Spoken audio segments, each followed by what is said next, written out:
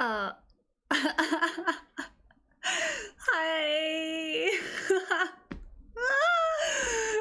Okay, we're good. Hi everyone. Hey scholars. It's really good to see everyone. Um, um, how does one start? Hi. We are here today. Happy Wednesday. So good to be here. For some weird reason, I just can't catch a break with glitches. If I can just go a stream without scuff, that is a good day. But that is not always the case. So anyways, how's everyone?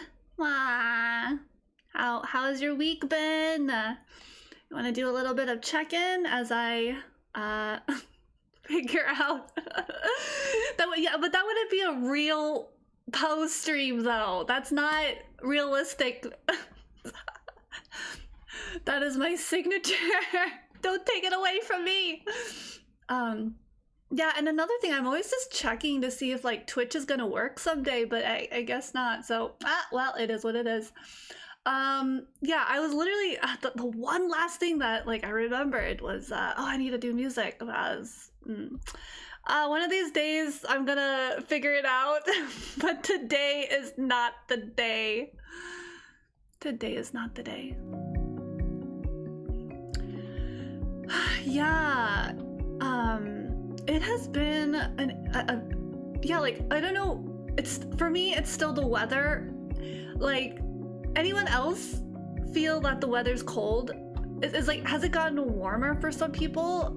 For me, it still seems really cold, and I have mentioned that sometimes the weather affects my mood, my like, I don't know, my whole feeling, I guess. I just like, I want to like, yeah, like I just want to bundle up. I don't feel like, whereas like when it's like sunny and you're just like wow and you just want to go out walking, right?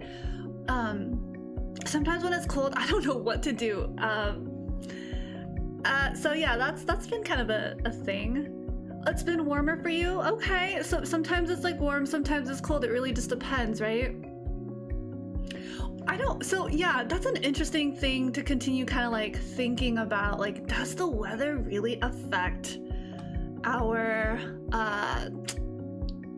you know, because like when you look at colors, you know, if you get into color theory, it's supposed to invoke certain emotions, right? Like darker colors, warmer colors,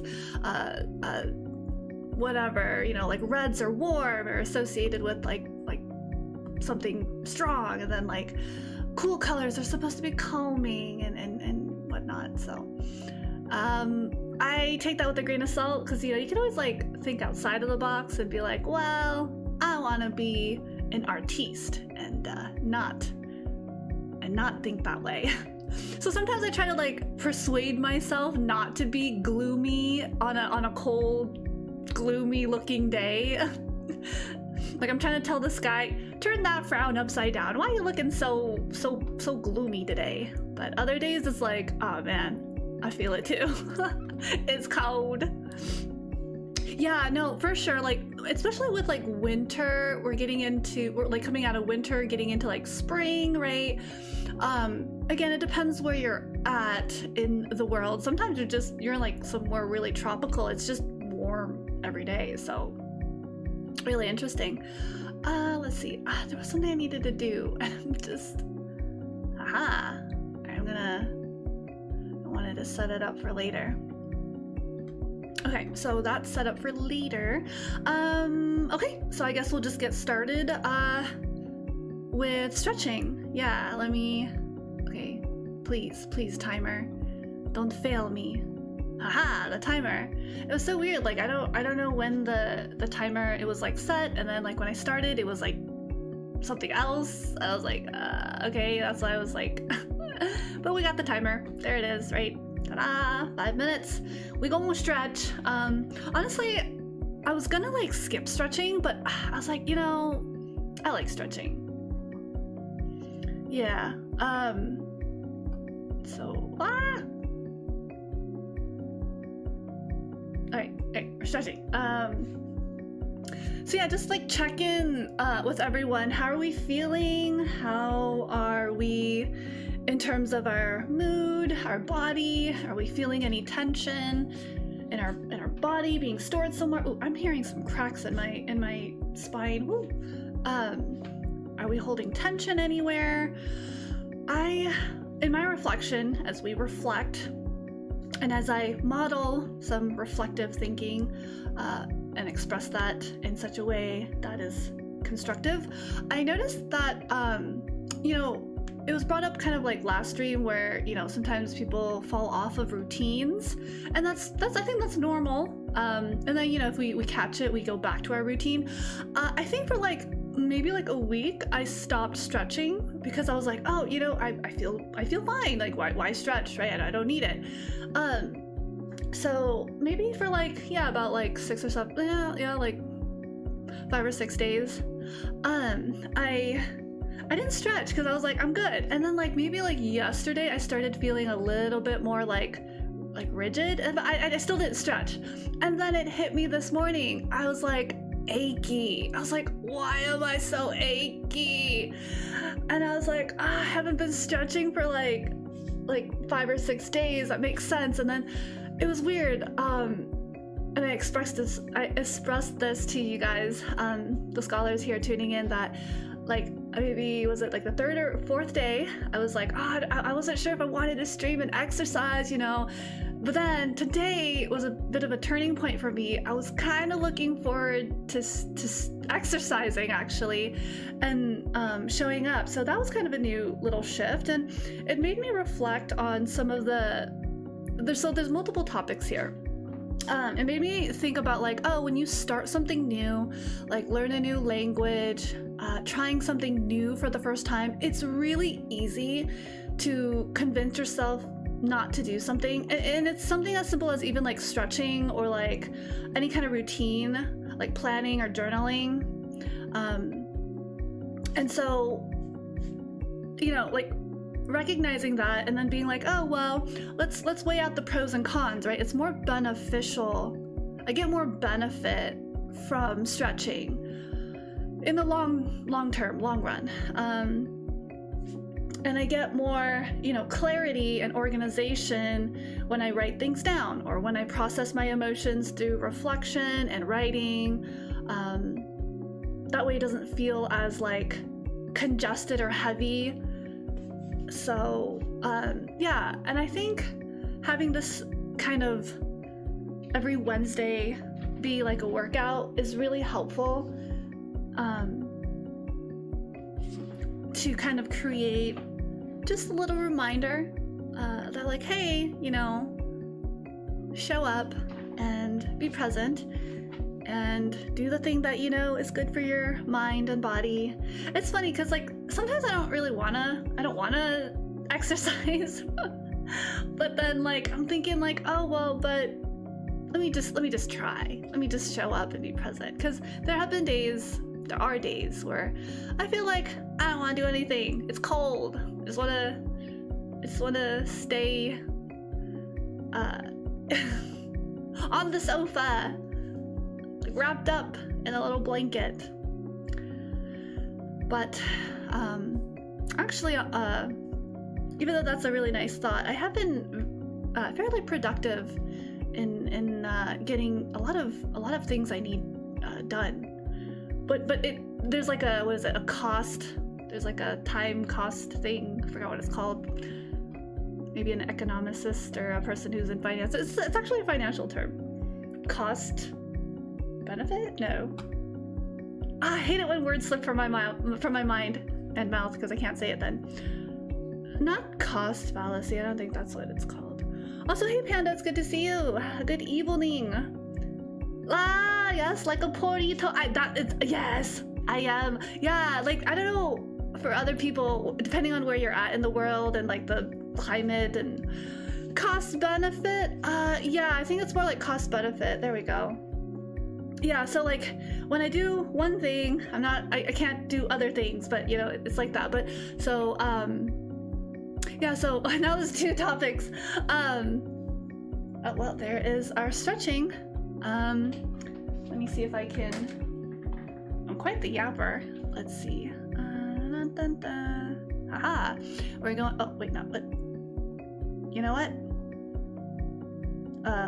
Actually, it shouldn't be 15 minutes.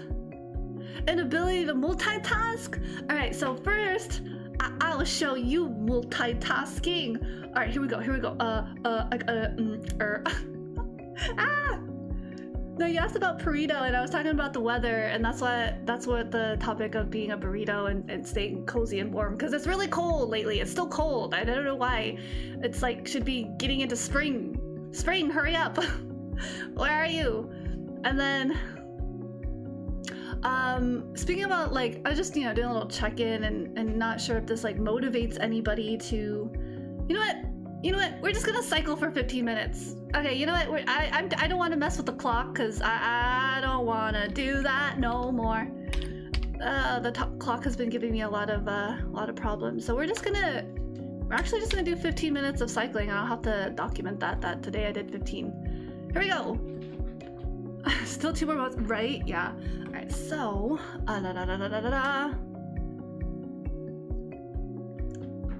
I've been kind of out of it because it's so cold, and I think sometimes the clock is mocking me. It kind of is though. It shouldn't be 15. I thought I set it to 10. This clock is so unreliable. Swear to God, you're lying. You said you were there, but you weren't. I'm gonna just scoot myself over. Don't mind me. Okay, and then we are going to bring out Dun Dun Dun Dun Jimbuddy Po. We'll be taking over now because we are going to do our warm-up. Ah! Come back! Okay.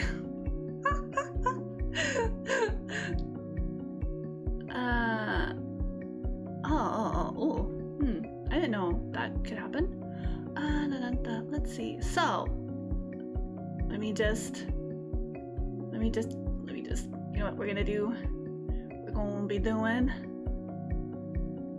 jumping jacks, cause that's cardio. Let's go. Okay, that's cardio. Good enough. You know, I miss snow. Hold on, let me get the timer going. Yo. I'm a little closer here, so let's see if this works. Aha. Alright. So, there's no snow. Sat on it wrong. Okay, oops. No. There is no snow where Po is, but I miss snow. I used to like snow. And okay, this is my thinking. Correct me if I'm wrong. I feel like snow and like extreme temperatures-ish helps me with my like well, see, actually I don't know if that's true anymore. Shoot, I can't say that. I feel like I could say that in the past. But anyways, what I wanted to say was I used to think that having the opportunity to experience all 4 seasons helped my like immune system, or maybe not immune system, but like my body's ability to regulate temperature better. Because now when I go to someplace cold, it's like really, really difficult for some reason. I don't know if it's because it's like my own health thing or like what it is. So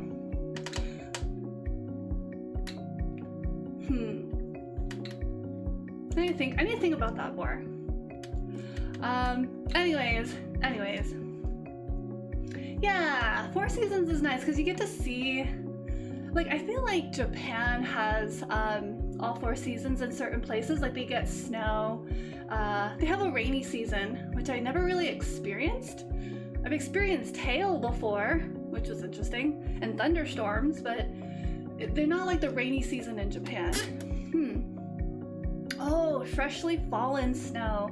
Yeah, there's different types of snow, like the pillowy, soft, like snow, and then there's like the really, like, hard, crunchy snow. Yeah. Oh, right, yeah, wow, Very descriptive. Yeah, like it turns into gray sludge because it melts, or it's not able to hold its fluffiness, fluffy snow. Yeah. Anyways, yeah, so interesting how weather can affect how we navigate, go about our day. Oh, really? Oh, that's funny. I like clearing snow sometimes. When I have a lot of energy, I like to clear snow. And then I like to, like, you know how like when you rake a pile of leaves and then you kind of, and it's like big enough for you to like fall, like, you know, like jump into? I like to do that with snow. Except my imagination of jumping into a pile of snow is that there'd be like this soft, cushiony crunch. I've had the experience where I like jump on the pile of snow, but I just slide right off because the snow is like the hard snow where it's very, it's crunchy, but it doesn't. And then I've also had the opportunity where the snow is too soft, and if I wasn't careful, I would have just like hit the ground, like, which was, you know, like concrete. I was, oh, okay, maybe don't jump into a pile of snow because you don't know how you're gonna land in that pile of snow, but you can hope. You can yeah, the dents. It's more dense. It's I guess it's the type of snow that people make snow angels in. Oh no. Actually no, because there's like something in between where it's like soft enough but it still retains its shape and form. Yeah. Yeah. It's very it could be like a core memory as a child if you know, have like a backyard, or I don't know, maybe at a park. You go to the park and you get to experience something kind of fun, kind of harmless. Let's see. But yeah, that was kind of an experience I had with snow. The snow that everyone likes versus the snow everyone tries to forget. Wait, what's the snow that everyone tries to forget? Actually, don't answer that. That's fine. No one needs a snowman type snow. Let's go. Yeah, like those are cute.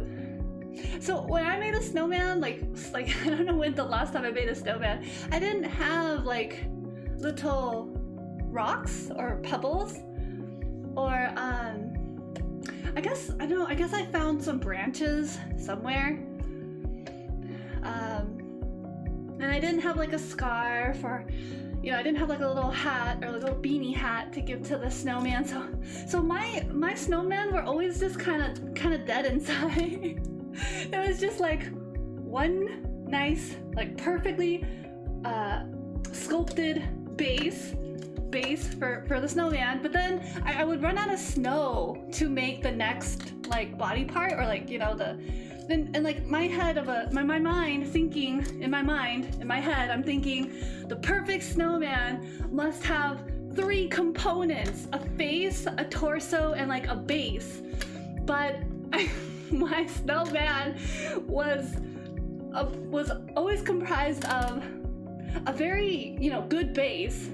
Like I got that down perfect, but I would always run out of snow to make the torso, so I would just have 2 parts, and they're not the right proportion. So I'd have like this like good base and then this tiny torso. I'm like, oh man. So I'd be desperately taking some of the snow from the base to try to make up for the torso, and what would end up happening is the torso becomes the face, because I'm like, I don't have enough snow. There's not enough snow. I can't gather enough snow in my backyard to get more to components. Oh yeah, ice is really like, I can't imagine. I can't imagine like driving on ice. Yeah, I think driving on ice is kind of scary. Just the thought of it kind of scares me. And I think certain places or drivers, like truck drivers, might have like I think they put like chains or some kind of like thing on the wheels to help them get through like snow. Or like there's special wheels for vehicles. Or actually, I think I remember people putting salt on the driveways of their house or in their neighborhood. There would just be like little pieces of salt on the ground to help, like, I guess, melt the ice or make it less. I don't know. I think it had something to do with like melting the ice, but I don't. Science. I don't remember. I don't need salt anymore. Ah, okay. Ice cousin. Oh, oh no. Oh no. Hydroplaned. Yeah, also when it rains too much and you get like a layer of water on the road. Oh, that's scary too. I don't know why those are like two things. I don't even drive, but like those are two things that kind of freak me out. I don't know why. This idea of like in a vehicle moving but having like no control. that's kind of worrisome. Yeah. Do any of the scholars drive? Do y'all like to drive, or do you drive? Ah, break down the ice. Okay, yeah. So it does kind of. I guess the word melt isn't maybe the most proper term to describe, but I guess it's breaking down the ice.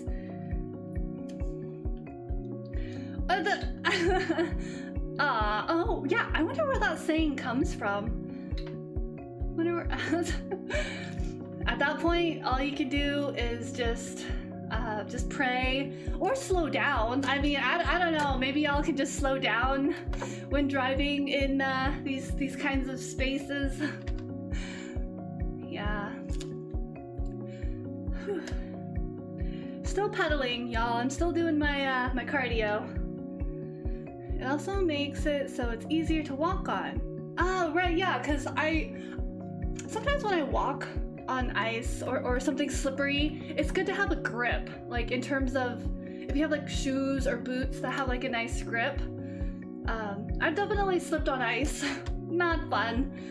It's kind of funny because you're doing this little dance with your arms and you're just kind of like, whoa, and then to try to prevent yourself from falling. But then if you can't like maintain some kind of grip on the ice, yeah, that is a crash right there. Oh, interesting. Car required. Yeah. Because like either the public transportation isn't convenient or places are really spaced out, or if you need to like, I don't know, cross a bridge. Yeah. Huh. Card required. Yeah. Whew. 4 more minutes, guys. I'm still... Oh, really? You like driving? Cool. Yeah, driving's pretty nice. I think it's best I don't drive. I'm okay. I think... I'm good with being a, what is it? Passenger po? I'll be passenger po. At your service. Passenger po here. Buckle up. Oh, okay. Ah, yeah, like more rural areas, or that there's like a lot of spaced out areas. Me behind the wheel? I guess someone wants to die. I will drive us off a cliff. No, it's good. We're good. I don't know why I'm thinking of the Magic School Bus, because I like it where the bus has some sentience. Anyways, Magic School Bus. So was the teacher driving or was the bus driving itself? We'll never know. That's actually something I always thought about with sentient characters that are like objects or whatever. There are a few urban areas. Oh, interesting. Oh, really? Interesting. Yo! Is that Taryn? That'd be Taryn. Yo, hi Taryn. Welcome in. I hate driving in the snow and ice. Breaking the ice comes from icebreaker ships. Oh! The idiom uses ice as a physical representation of initial barriers. Ayo. I have to think about that a little bit more. Really? Huh. Hello. I'm doing my cardio. That's why Gym Buddy Poe is doing some form of cardio, which is jumping jacks, because I think running in place is ineffective, but I mean, if you have nothing else to do, I guess running in place is a possibility. But yeah, so any kind of cardio, if you got a stationary bike, hop on that. If you have like a treadmill at home that needs to be pulled, like dusted out and taken out of the closet, then now's the time. Gym Buddy Poe is a beast. We don't question that. So yeah.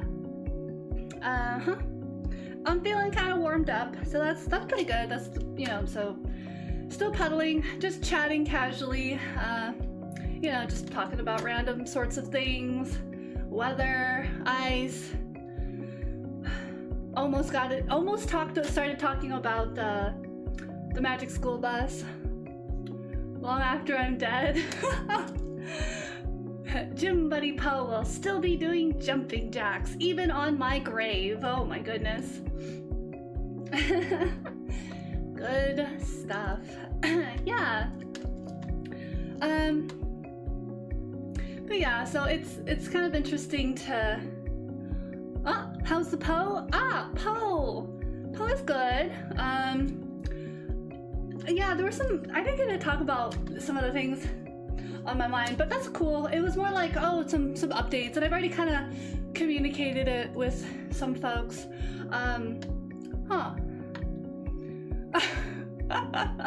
Plank of dominance. Yeah, so instead of T-posing, you're just planking. You're just planking. Poe is alright. You know, Poe is hanging in there. Oh, I'm free. Alright, let me just catch my breath. Alright, that was a good warm-up. I'm actually feeling warm, which is great, because like when you exercise, your body temperature obviously heats up. So that's good. I know personal notes, you know, we're still on the topic of health, and you know, if it inspires or encourages other people to think about their health. So I'm scheduled for my yearly checkup with the doctor, so hopefully I still should continue taking vitamins.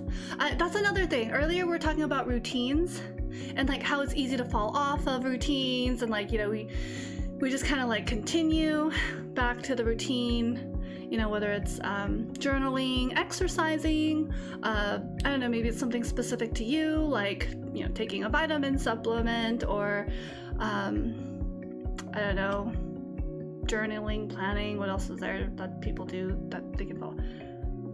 Oh, what? Oh my god, yo, that I didn't even know. What? Coming in clutch, reminding Taryn to do their checkup. Almost called you Tear Bear, I don't know why. Taryn the bear. Yeah. No, don't forget to do that. Let me just catch my breath for a minute. Clairvoyance.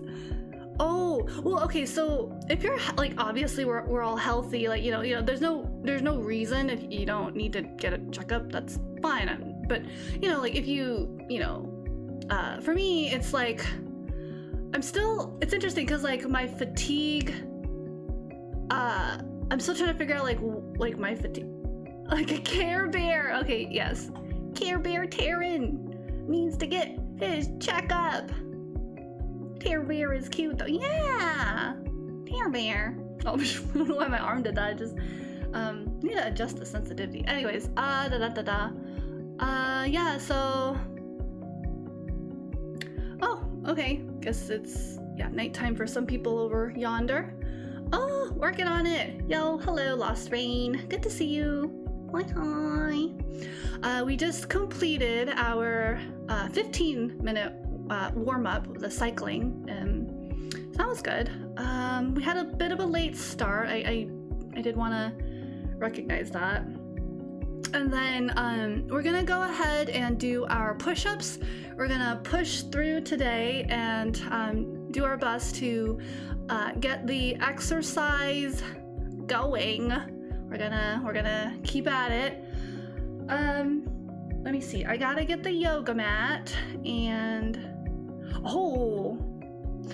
thank you. Thanks, Taryn. Yeah. Got a little, workout outfit. Woohoo. Oh, before the pandemic. Oh, interesting. Oh, quick question. Were you the lucky few that never caught the COVID? I thought I could make it in that bracket of like not being sick because I was a little overconfident. I'm like, I've never been sick. I mean, I've never really had anything other than maybe like a cold or something like that. But yeah, no, I got COVID once. Not fun, but I mean, I recovered. Nothing too whatchamacallit? Nothing too crazy. Like I heard like there was like really severe versions of COVID that like some people like would be losing their limbs. Oh my god. Oh no, that's not good. Yeah, so let's see, what is it? Yeah, so I'm just gonna, it's gonna be like normal, like blood count, like the blood lab report, whatever. I just want to see like if like it's, you know what, I checked my medical records, and it was funny because like years before, my doctor had actually reminded me to take, you should start taking like this vitamin supplement, and I was like, oh yeah, okay. So I bought the vitamin supplement, and I think I took it for like a few days here and there, but then like I forgot, and then that's like kind of a routine that never went anywhere. So we were talking about routines earlier, right? So even like vitamin supplements or exercising once a week, not that demanding, but if you have to like take a vitamin supplement every day, you kind of have to integrate that into your schedule. You have to remember, and you have to put that vitamin supplement in front of you so you remember, to take it with your breakfast or coffee or whatever in the morning. Oh, nothing outrageously bad. Okay. Yeah.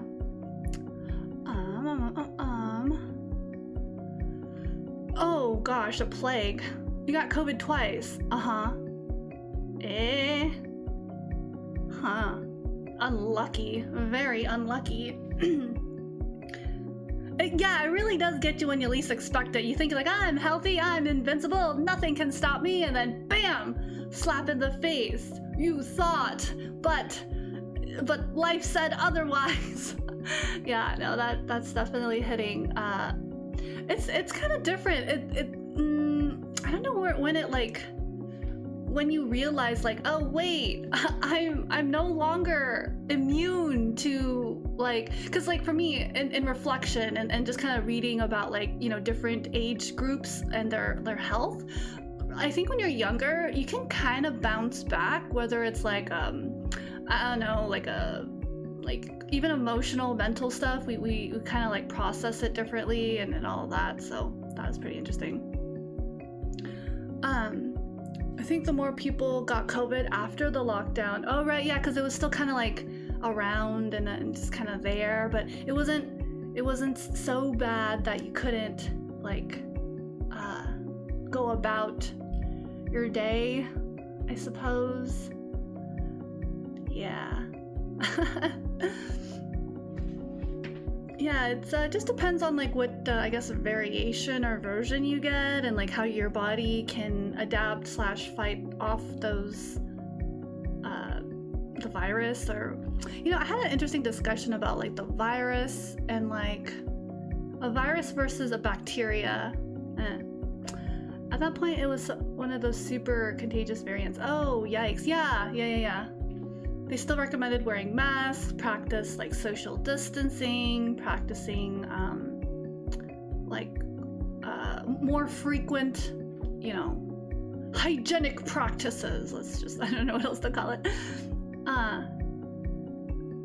Yeah, that was kind of weird. I did think that was kind of strange. This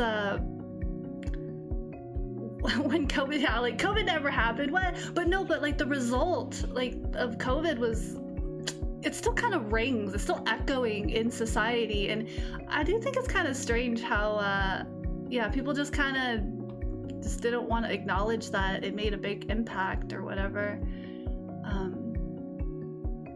Yeah, there's a lot that came out of it.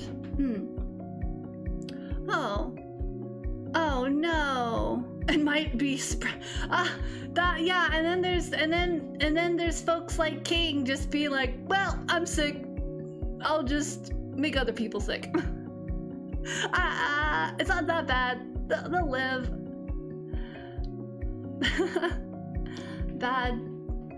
Yeah, no, actually that happened to someone else. I think that actually was posted on some it was like an anime convention. Yeah, people were talking about that actually.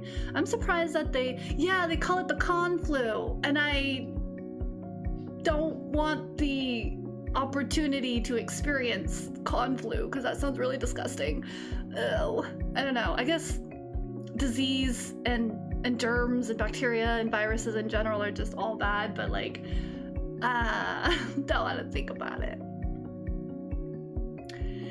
Yeah, that's kind of hard to say. Like who can track the well, actually no, they do track it, but like in this context, like who can actually say, oh, this particular bacterium was distributed by this particular convention attendee. The amount of people who come into work knowing they're sick. Oh, that's yikes. No, Taryn, I can't. Don't do that to me. If you're sick, stay home. What's I'm really bad with acronyms. What is that CDC?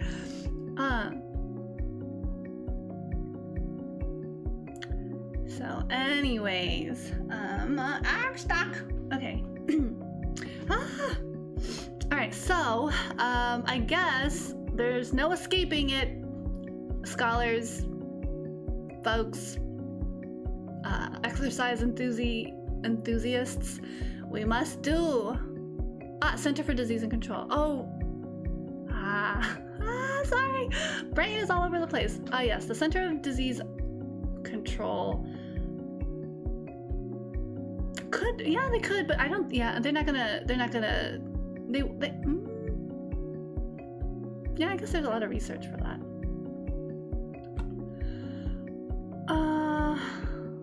Sick days? Oh. Yeah, not having sick days. Yikes. Yikes. I guess you're just gonna need a doctor's note. I don't know how that works actually. But anyways, all right. I must do the push-ups. If you feel inclined to do some push-ups, you are more than welcome to. Wall push-ups are also acceptable if you feel that the ground has not been properly taken care of, or cleaned in such a way that meets your standard of cleanliness, and you don't have a rug or a mat or of some kind. Wall push-ups are okay. Or if you have one of those things that hang on the door frame and then you just kind of like pull yourself up. But I don't have those, so I don't know what those things are called, but it's like a thing that goes on your door frame and you lift yourself up. You'd probably be working out some bicep muscles there, but anyways. Yes, healthcare facility. Yeah, it's a little ironic. I guess folks are just really tired and just really locked in, very locked in. Pull-up bar? A pull-up bar.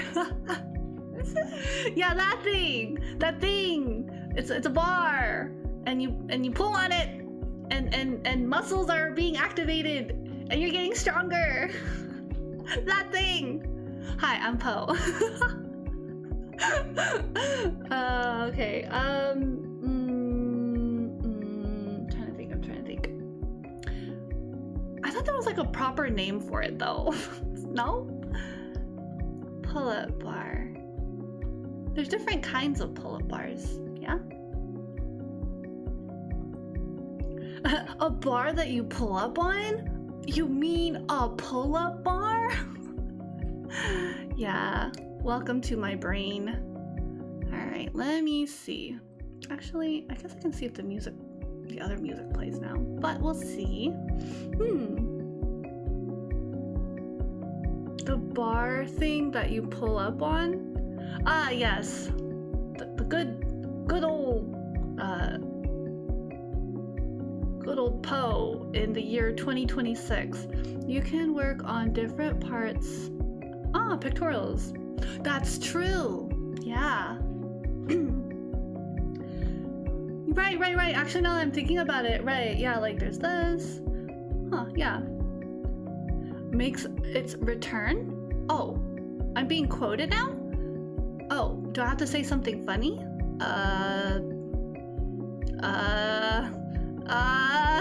What do I say?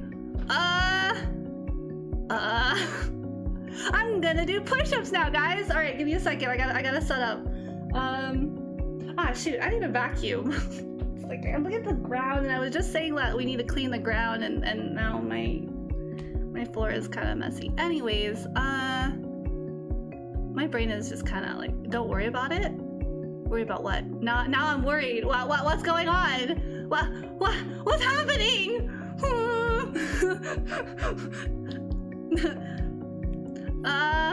Is there something waiting for Poe to go a cho? Huh? I'm so lost in the sauce. And meanwhile, Tara's just laughing. I feel like there's like a joke going on. I don't know what's going on. Well, so that's another thing I wanted to share. I've been cleaning a lot, but like, I don't know. There's just, I guess I missed a spot. Ah, jeez. Push up. Okay, let's go. All right, push up. I need the mat. Okay, I got this.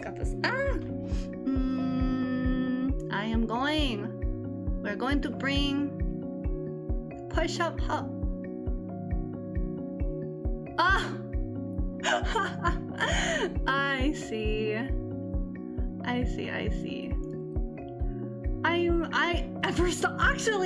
Actually, hey now. Actually, this is true. I am living up to my title, Poette Everstall. I do though. I really do stall. It's so real. It's apparent in all my exercise streams. I'm just like yapping instead of actually getting to the. I'm gonna set up. Okay, give me a second. Oh my god. I'm being called out left and right. Yeah. Anyone of y'all out there, scholars, ever yap? Oh yes. Ugh. I do be the yapping, I suppose. Ugh. Alright, okay. The yoga mat has been secured. Gym Buddy Poe does all the workout. The real MVP, right? Who's doing all the workout. The real star of the show here. Maybe we should have what? No handcuffs. How does that? How can you even exercise with handcuffs? That doesn't. How?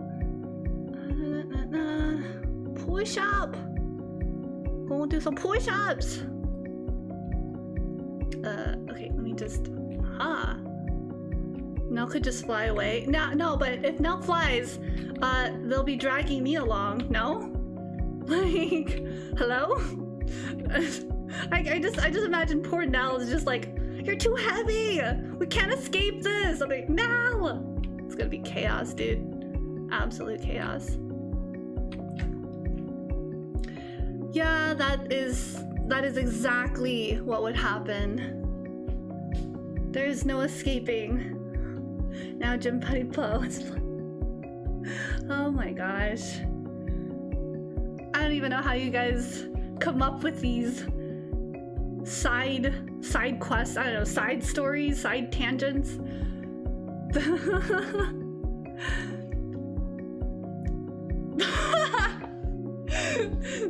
You should have seen me in the beginning, Taryn. I've gotten better at controlling.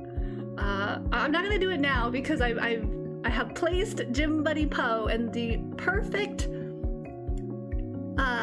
angle, I guess, to do the push-up. All right, so 10 push-ups.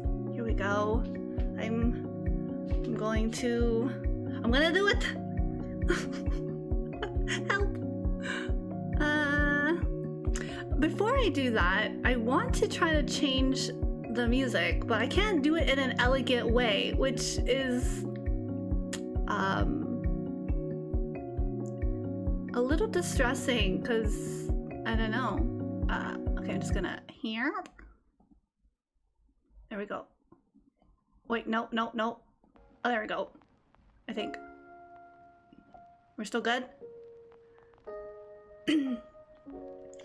You knock out. All right, let's go. Yeah. Okay. Yeah, let's do it. Okay, let's do this. I got Taryn. Taryn is gonna do 10 with me at your own pace. At your own pace. Here we go. I'm not ready. I am ready.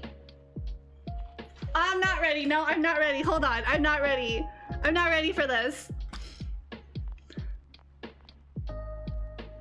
I'm ready. Okay, let's go. Here we go. Are we doing it together, Taryn, or are we going at our own pace? Was that the agreed upon plan?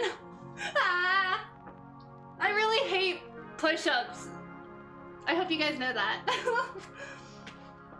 But I'll do them anyways because I need the upper body strength. So here we go. 1, 2, 3. That was 3. 4. Up. Alright. This is the 5th one. 5th one. Okay. 6. Let's go. I don't like these, but I can feel my muscles working. I think that's 6. Okay, this one will be 7. Go down. If I had more like power, I would be able to talk while doing a push-up, but even that takes too much work. 8. 9. One more. 10. Okay, good job. Not a happy camper. Nah, okay, I'm good. Okay. I want to check my whatchamacallit, my beats per minute. How did we do? Oh, what the? Taryn, you don't have to show off like that. It's okay. Good for you. High five, you beast. Yeah. You're a monster. I don't know what you are, but you're Taryn. The bear. The Care Bear. Dude, I'm like, my heart rate is 137. No wonder.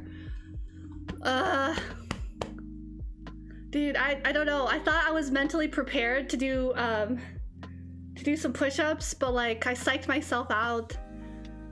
The night gotta stay fit. Yeah, no, that's great. No, I totally just playing around. It's cool. It's great that you can do 10 push-ups easy. It's awesome.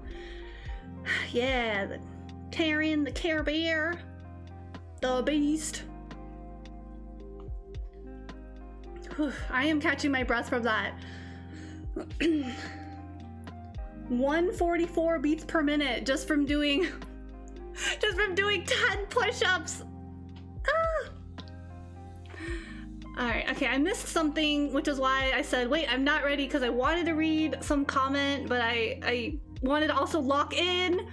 So I was really indecisive. Let me just see what's going on. What comment did I miss? What is this? Forgive me, Father, for I have sinned? What is this?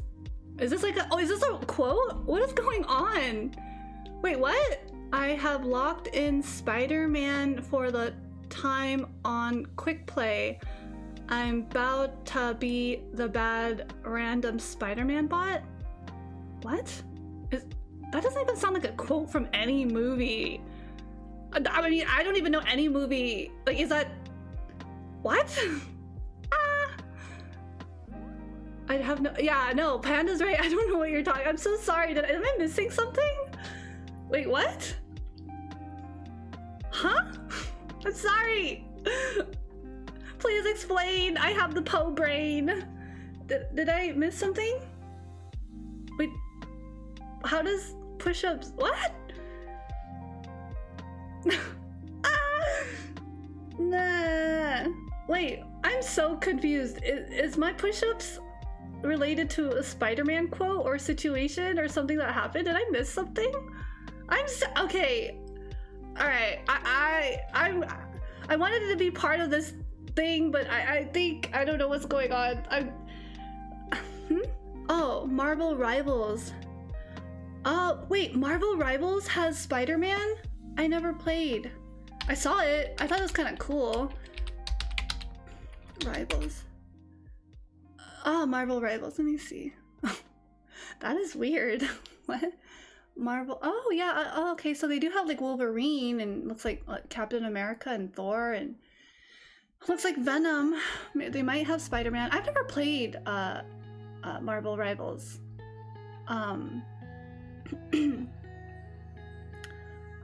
Huh. I mean, I don't see Spider-Man. There's no promotion for it. Do you guys like Marvel Rivals a lot? I've never seen Terran play it. No one in the community has ever really talked about it. I'm not particularly interested in it. I mean, I used to like, I did watch some of the movies, but oh, they have what is that? The group of four? Is it Fantastic Four? There's a fire, there's like a girl, and then there's two guys, and there's like one of the guys like a golem. Oh, Spider-Man is in that game? Cool. Awesome. Okay, cool. I mean, that's cool. Huh. Yeah, no, I'm just looking at Marvel Rivals as I'm like kind of trying to catch my breath from freaking 10 push-ups. Nah, I hate push-ups, but it's so. Let me look at there's a Rivals roster. The group of four. Is it Fantastic Four? I'm so sorry. I'm trying to be relevant. Leave me alone. Yeah, it is called, yeah, I'm not mistaken. It was called the Fantastic Four. Yeah, it was like the guy who's like stretchy, and then there's like a golem. But you know what? Fantastic Four reminds me of The Incredibles. I really like that movie of the family with superpowers. It was really wholesome, and I thought it was really cute. I think the baby's name was Jack Jack. Dude, Jack Jack, so cute. He just doesn't even know like what he's doing, but then like everyone figures out, oh my god, this kid's got powers, and not just one. Jack Jack was pretty cute, and he would just like, I don't know, they really portrayed Jack Jack as like really I mean, he's a baby. I don't know if they're gonna make it where there's like movies of like the individual characters. I liked when we followed like Violet as she's like growing up, and then I kind of wanted to see more of the son. Forgot his name.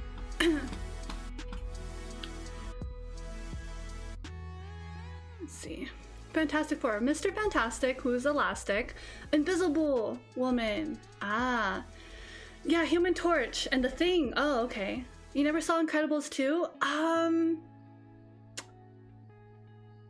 always forget which. I know I watched the first one like way back when. I think it came out in the theaters. I watched that like a long time ago. You like The Incredibles? Let's go! Yeah, it's really wholesome. I mean, I think it's interesting. Is there a third one? Sorry, I tangent it. The Incredibles. Is there? Yeah, there is a third one. There is a third one. I forgot if I watched the second one or the third one, but it was basically the one where like we see Jack's powers, and then the little short woman, Edna, I think her name was. She's fabulous. That one creates a suit for Jack. Is that the second one? Shoot, can't even remember the movie I watched. God damn it.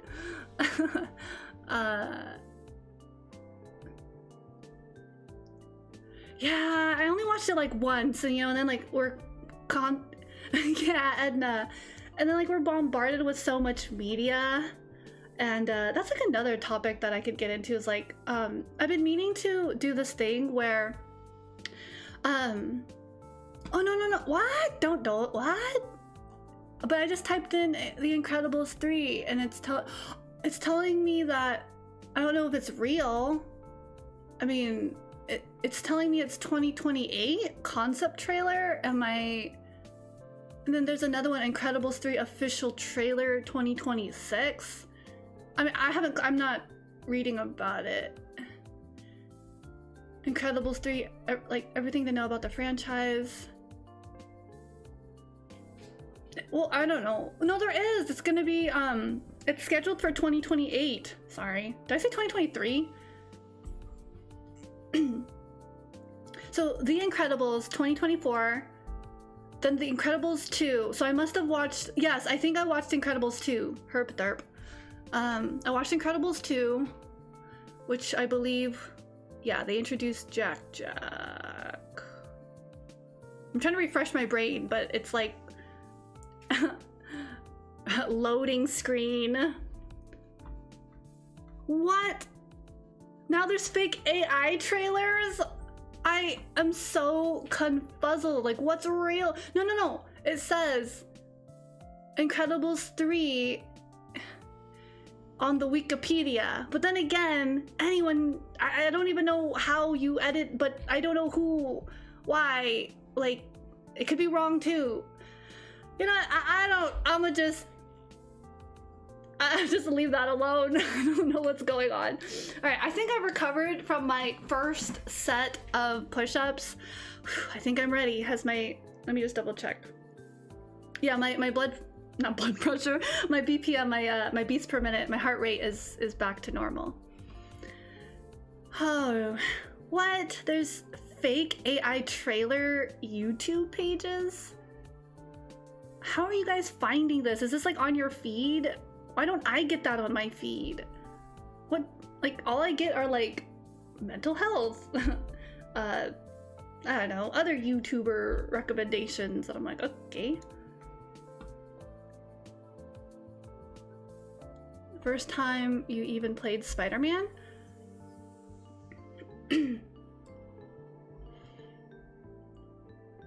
The fake AI trailers are peak? I'm old! I'm sorry! What does peak mean in this context? Does peak still mean good or bad? Like I'm... Oh my god! My I don't even know what to call this! Like, the word base can mean good or bad too, right? I can't keep up with this lingo! I don't know what's going on. Why? It's like a big cottage industry. All I know is the what was it? What was I saying before? Not hit with the kids. That's more. That's more what I was used to. Go. Okay, greatest of all time. Not okay. It's goated. Yeah, you kids and your darn slang. Can't keep up, dude. Oh, I remember the word. I finally got it out of my mind. Like I was saying skibbity for a very, very long time to the detriment of, who was it? Was it King or Oofer or like both of y'all? Everyone was just like, Poe. I was like, I don't even know. Is skibbity still relevant? Is it still? Has that died down? I never really watched or played whatever game it was. I really don't keep up with these things.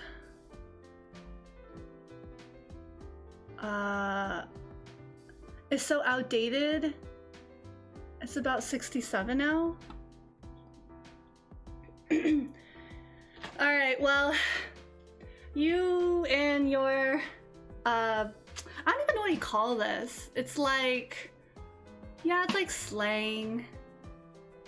I'm better without the cutie. It's fine. We'll just do the push-ups, I guess.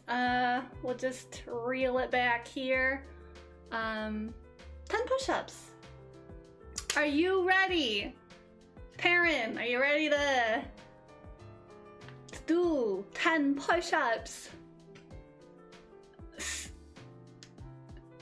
Call us Unk now? I was called Uncle this time, and it was like, I was really confused. And someone had to tell me that it means uncle, and they're basically calling you old. And I'm like, okay, that's fine. You're ready? All right, let's go. 10 push-ups. Let's get it done. While I try to think about my existence as a, what am I, a millennial? I guess I'm a millennial. Yeah, I'm a millennial. Here we go. Millennial push-ups. We're boomers. Okay, we're boomers.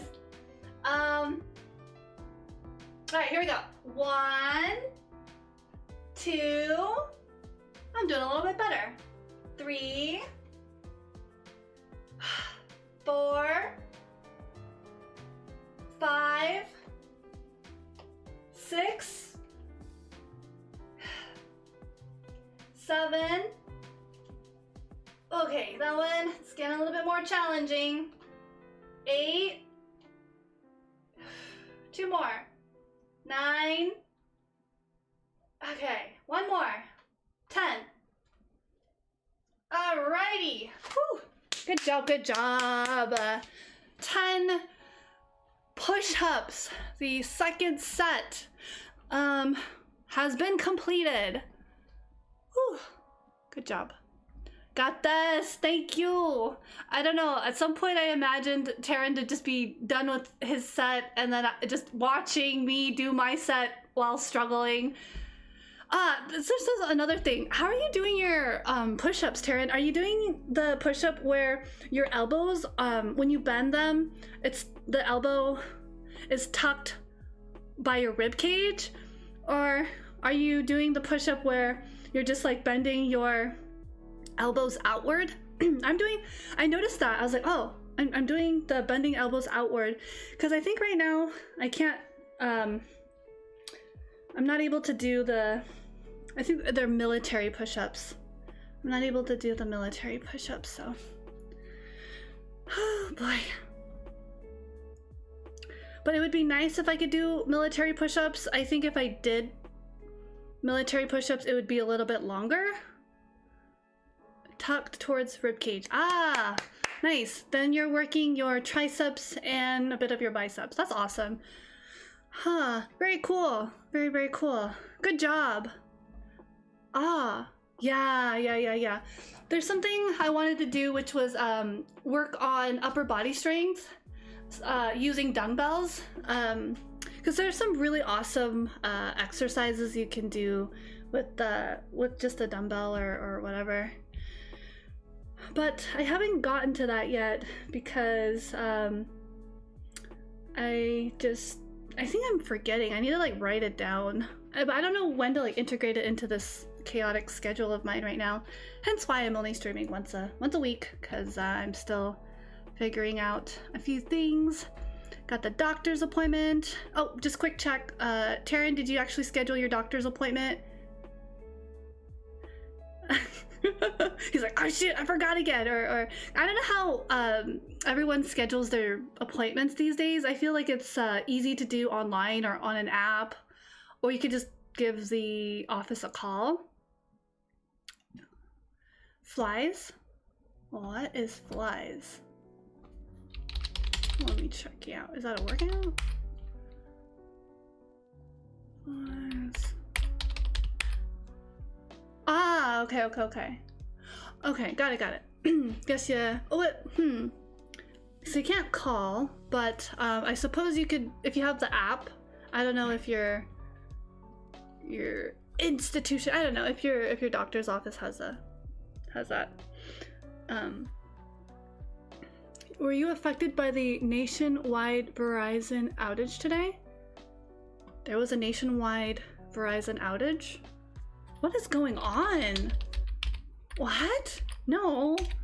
Verizon outage? What's that? Huh.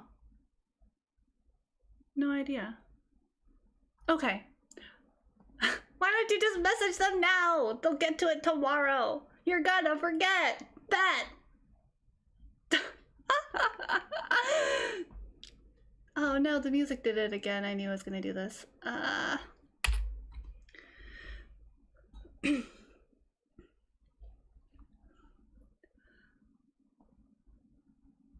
Well, I don't know, you'd have to like schedule that in, and if you know your schedule, if you don't know your schedule, music is not playing. Oh, I have not figured it out yet. It's not working. All right, we will default back to this. Yay. Okay, so I'm looking up flies, the flies workout that was mentioned, and it's a strength training exercise, primarily targeting chest muscles, particularly pectorals. They can be performed using dumbbells or cables and involve moving the arm in an arc. Oh, it's not ropes, right? Those gym ropes. Oh no, oh I see, it's this one. Standing dumbbell fly, reverse dumbbell fly. Yeah, these ones look pretty good. Yeah, pretty important. Meanwhile, Gym Buddy Po is the example that we all need in our life to push through obstacles. Everyone, be like Gym Buddy Pro. Just, you know, the super fly? The what? No, fly exercises. It's just, I think it's like a set of strength training exercises that target upper body, particularly arms and pectorals. I used to do that too when I went to the gym more frequently. But I think it is really, it's a lot more convenient with equipment. That's why I'm kind of opting towards calisthenics instead, because it's like anyone can do it, literally. You just kind of have to mentally prepare, like, okay, what, you know, I need to set up a space. Do I need to clean the space to feel safe to be in that area working out? Am I a person who sweats a lot? Do I need like a towel? Do I need some water? Do I need a yoga mat? You know, some gym clothes. And then yeah, I really don't know what's stopping anyone. Yeah, calisthenics are great. Wahaha! Taryn for the win! Comes in clutch! Setting up an appointment to take care of his health. Let's go! Good job! That deserves a round of applause. I have yet to set up my soundboard. That's okay. Russian twists are super, core exercises. Let's go. Wait, let me see. I'm gonna look up Russian twists. Russian twists are core exercise that involves sitting on the floor. Oh, yeah. Wow. Yup. That engaging a lot of the core. You can't wiggle yourself out of it. Yeah, it's pretty awesome. Yeah, that's cool. I need to integrate Russian twists, actually. So my hope is that after I complete the depth from last year's charity and through these beginner workouts, you know, I would like to evolve. I would like to do a different workout. So my plan is I do this beginner workout for maybe until the end of the year. We'll see how long it takes or when I finish the total redeems that were from the charity that were given, that were redeemed. the rewards that were redeemed. Okay. Yeah, so okay, Russian workouts, you can do it without weights, you can do it with weights. Requires some stability.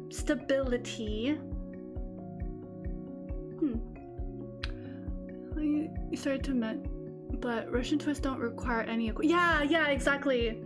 Yeah. That was what I was thinking. I was literally looking at like the images as well, and I was seeing like a variation, and I was wondering, I was like, does it need weights? Nah, I mean, that's only if you want to like go the extra mile, right? But actually, at first I thought they were just demonstrating the movement, but I'm like, oh no, you literally can just do this without weights. That's just for anyone who, and there's a person doing this with their towel, right? Just to keep that posture, the shoulders aligned. The thing I wanted to say also was you should be careful if you have any lower back issues, but other than that, I can't really see it being a problem integrating. Yeah. Pretty interesting. I'm pretty excited to continue. Let me think. This is where I need to update my workout a little bit more. It's a little misleading.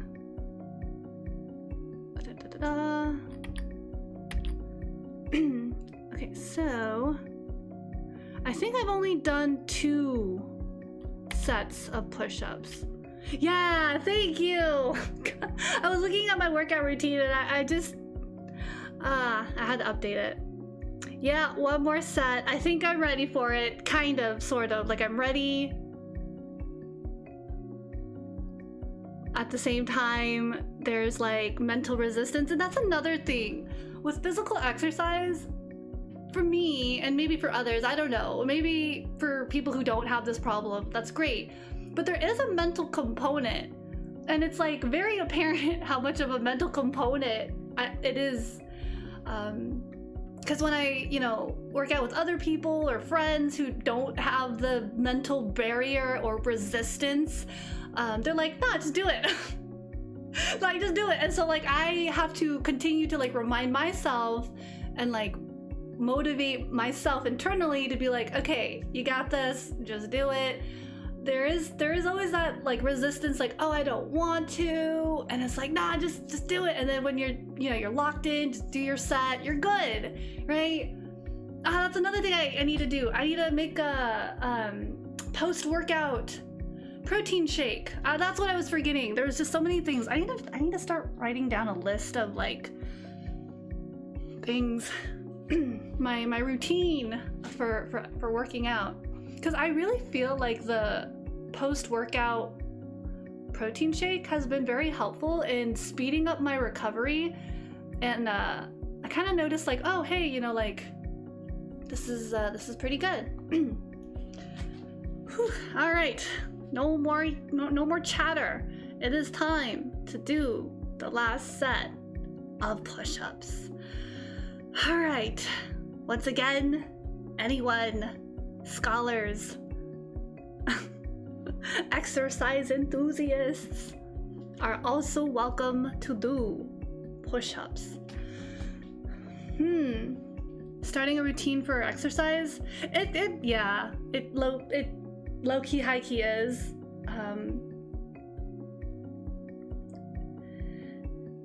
Yeah, good thing this is just once like a week, so it's not gonna be anything too unmanageable, question mark. So I really just kind of blocked out like an anchor point in my week. Everything else can just be, you know, moving schedules around and appointments needing to reschedule and this and that. But yeah, no, this has been kind of a nice little anchor point. Something to look forward to.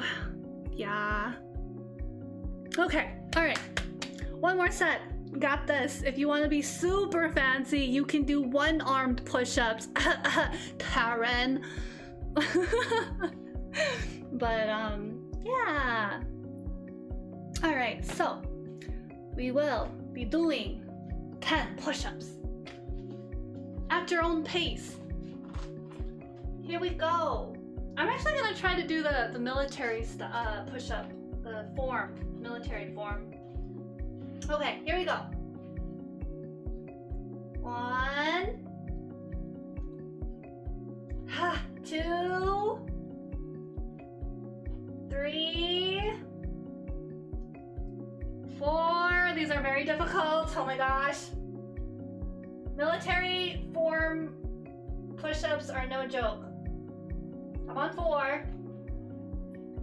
Time to do the 5th one. 5. That was like a weird combination of military and then just doing like a normal push-up. Okay. I'm compensating. Give me a second. Give me a second. I gotta shake it. Arms are like, stop! I'm like, no! I must keep building muscle. Alright, that was 5. I want to continue doing the military style, which is quite challenging. Here we go. 5 more. Let's go. 6, 7. Okay, here we go. 8. Okay, 1. No.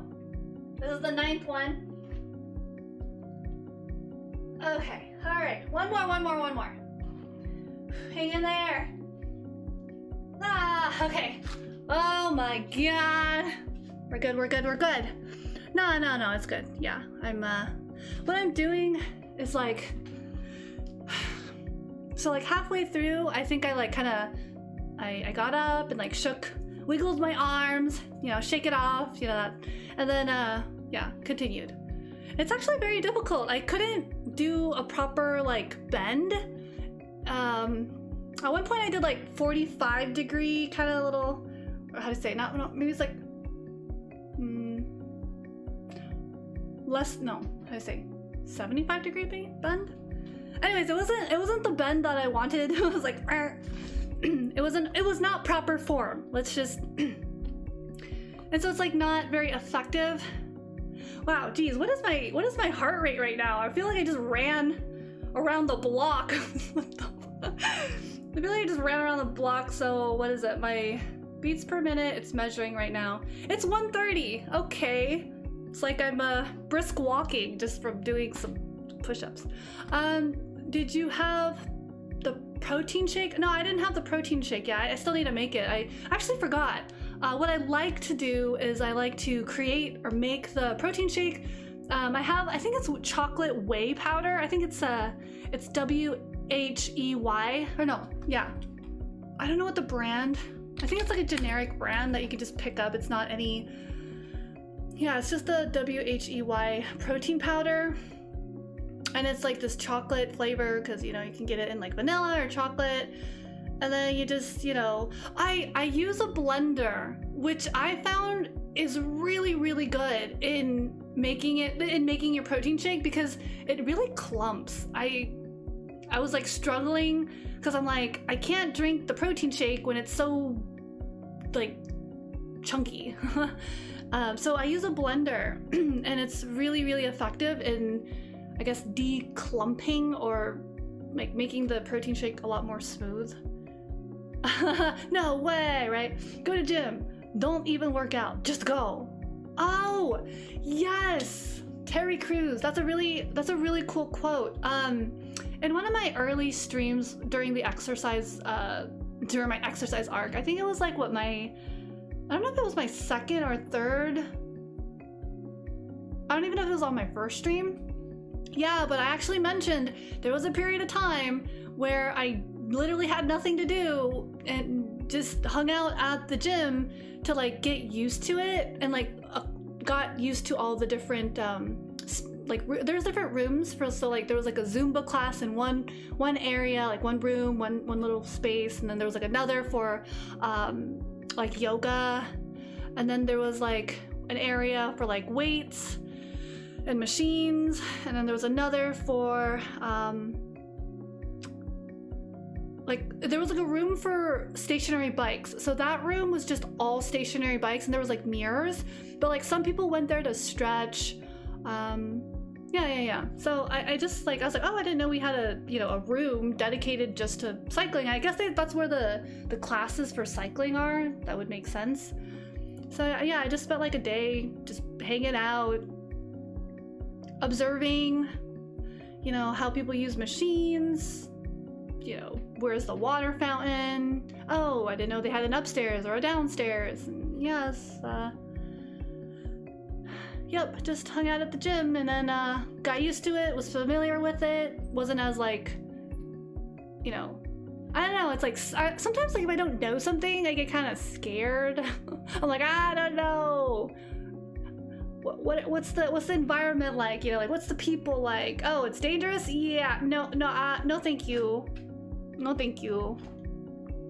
You know, it's like choosing to go towards a dangerous dark alley versus going into an area that's not so dark and more well lit. It's kind of overlooked.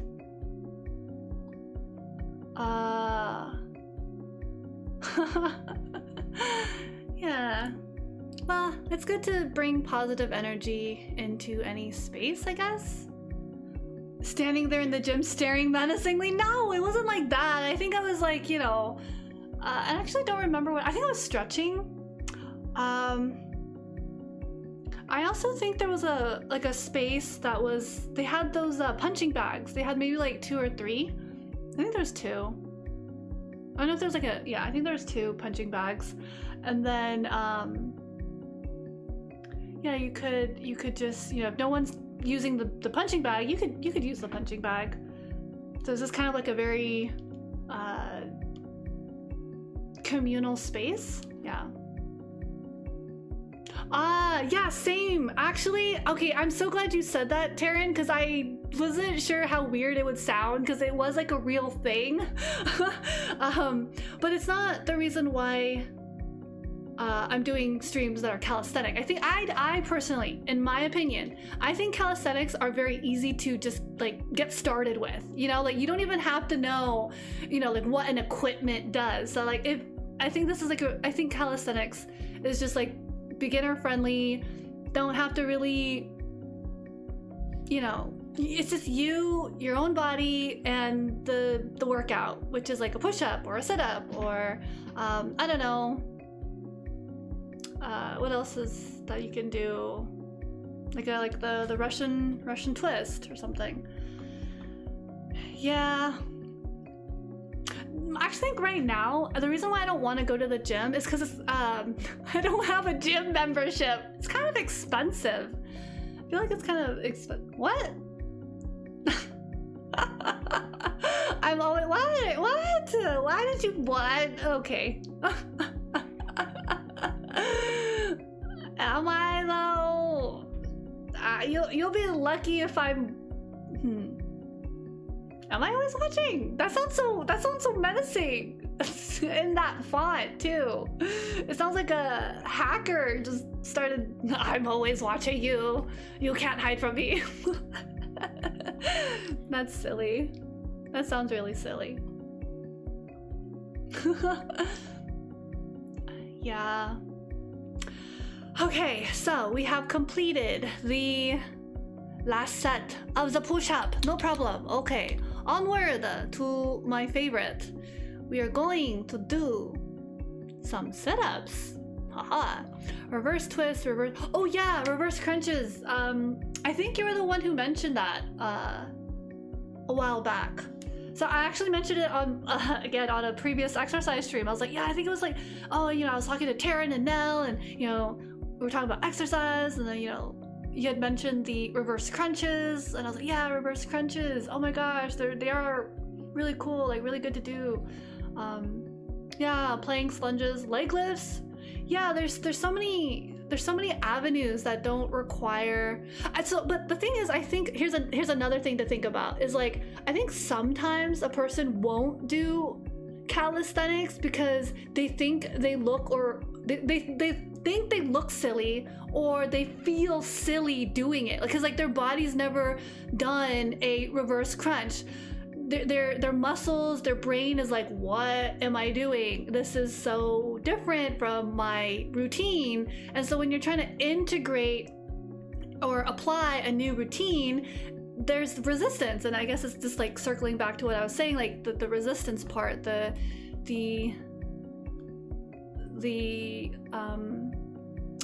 do I say? The inclination to want to like not do it because you're not used to it, or it's like not part of your pre-existing routine. So to start a new routine is kind of difficult, I guess. Yeah. Regular crunches are bad for your back. Yeah, for sure. Calf raises. Yeah, very good, yes. But I don't know, for sit-ups, they're kind of like crunches a little bit. If you're not, if you're not careful.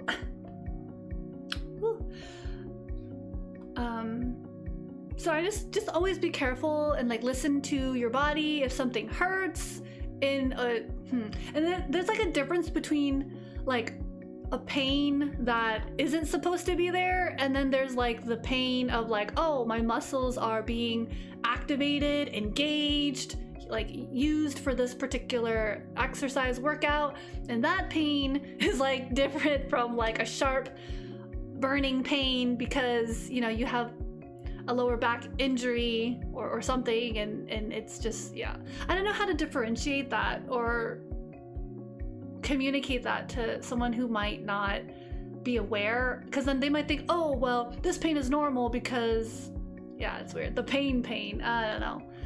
Yeah. And like that takes a certain level of self-awareness that I'm not sure I could teach.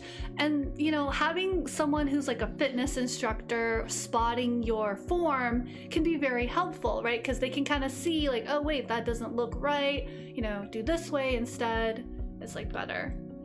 But anyways, yeah, listen and what's the word? Differentiate, discern. The difference, I don't know, of that. So all right, no more excuses. I need to do 20 sit-ups. It will be done. I will complete them. Okay. Here we give me a second. Here we go. Maybe let me just set up workout po, gym buddy po. All right, let's get her done.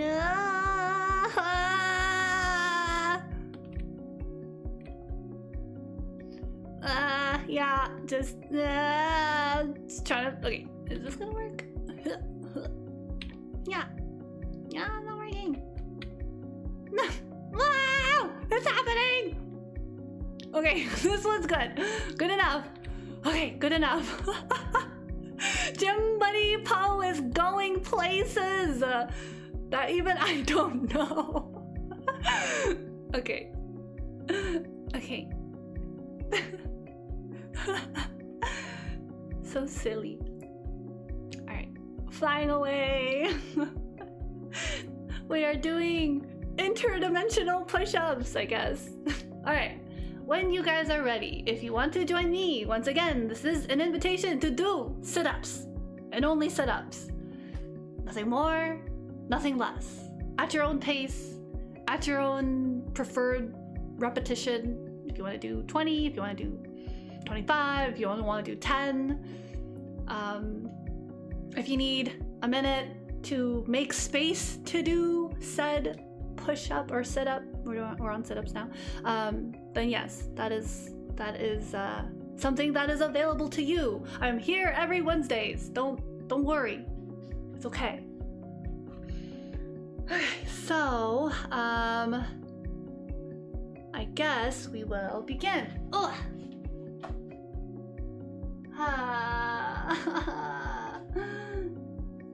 It's weird, but I'm feeling kind of sluggish. I don't know if it's like I'm feeling tired. I think I'm feeling tired, but I must keep going. So here we go, without fail. Okay. Dun, dun, dun, dun. This is 1. This is 2. This is 3. 4. 5. 6. 7. 8.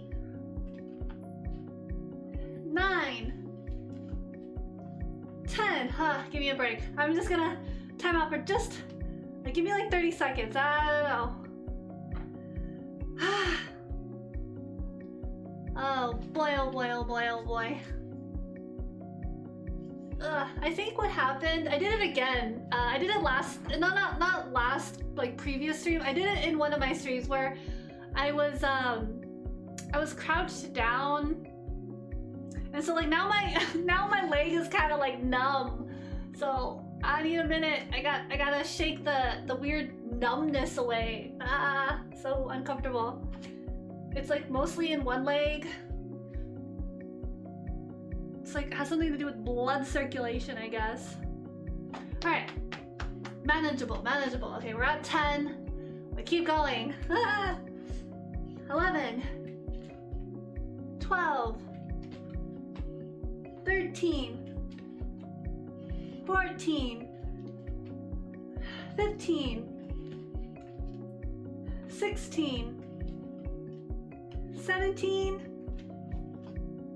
18, 19, woo, here we go, 20, good job. Okay, I need to be more mindful of how I'm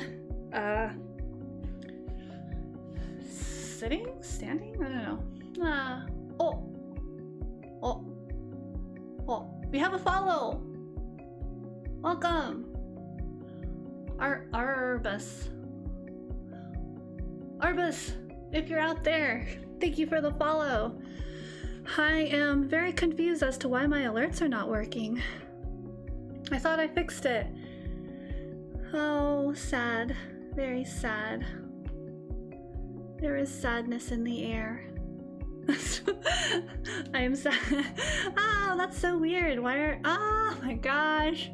Why is it not working? You know, I think I think I might know why it's not working. Oh, but I have to fix it later. Oh my god. Okay. It will be fixed. I should write it down because I'm very forgetful. I forget things so easily because I guess that's just how my brain is. and I will need to revisit my alerts. Haha, I wrote it down.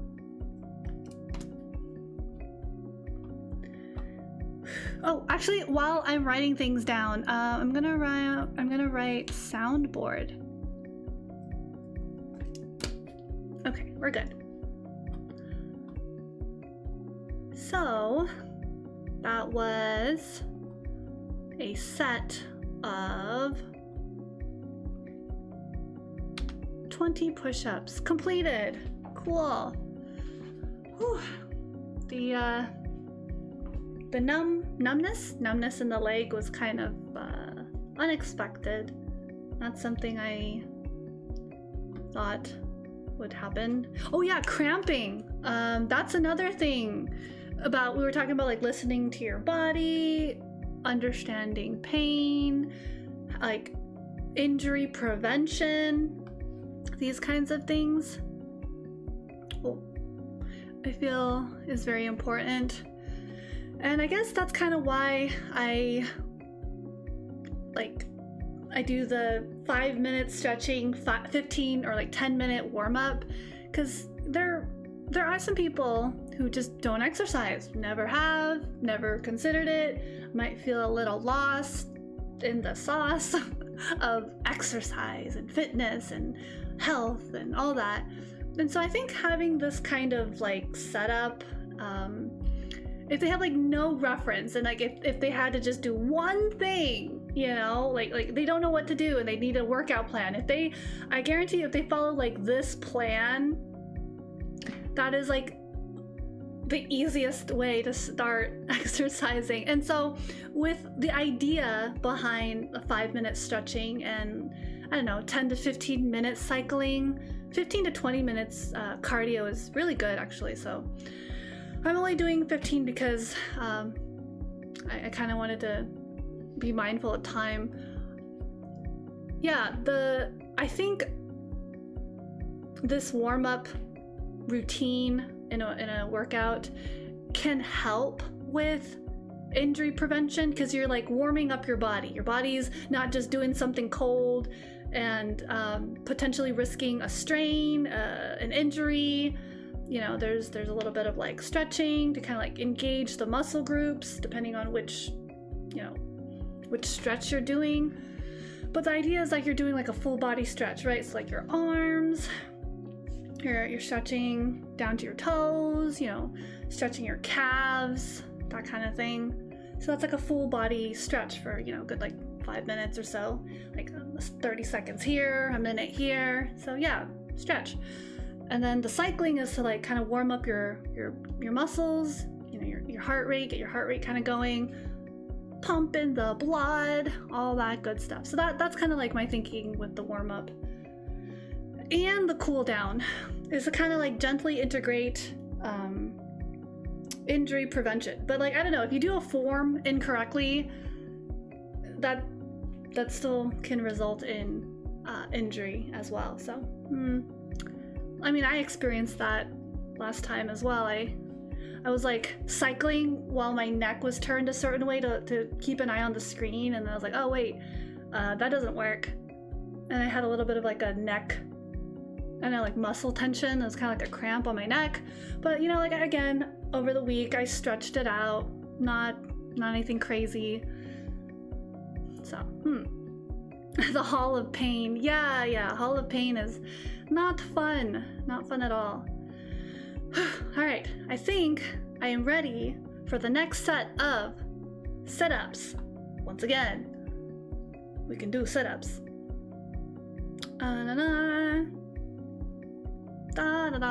Here we go. Onward to second set of 20 sit-ups. Oof. Eesh. Okay, let's go. 1, 2, 3, 4, 5. I just realized something. Pause. My head is not touching the ground. So I should probably have my head touch the ground and then come up, which would make the setup a little bit more effective because it's engaging my core a little bit more is what I'm thinking. Let's see. Let me just see. Coming up 6. Coming up 7. 8. 9. 10. 11. 12. 13. 14. 15. 16. 17. 18. 19. Almost there. One more. Okay. 20. Let's go. I'm running out of steam. I'm already running out of steam. I can feel it. I should have, you know what I should have done? I'm like reflecting. I should have loaded up on the carbs. I should have had more carbs for dinner. That's another thing, diet. People don't realize that diet is what's gonna be fueling your workout. Oh boy, oh boy, oh boy. So, I guess we're just gonna take it easy, do the best we can, given our situation. Yeah, I think I'm running out of steam today, but that's okay. It's not like undoable. It's not impossible. It's just gonna be a little bit more like one of those like, okay, power through it without hurting yourself. Yeah. I think what I'm gonna eat later, I might have some noodles. I know I need carbs, so I'm gonna check if I still have noodles, and if not, I have like some packages of ramen, and I could just throw in some spinach. What else do I have? I have some spinach. I have some bell peppers. I guess people do put bell peppers. They can put bell peppers. Yeah, I do have cup noodle. That's like emergency food, right? Like if I just like, I'm hungry. Cup noodles. Yeah. Let me think. Oh, okay, yeah, it's getting late for you, Taryn. Thanks so much for dropping in, supporting. Yeah, stay connected. Glad you have your appointment. That's really awesome. Thank you for doing push-ups with me. Yo, that's so awesome. Have a good night. Rest well. Take care. Yeah, be well. All that good stuff. Thank you. Arigato. Yeah.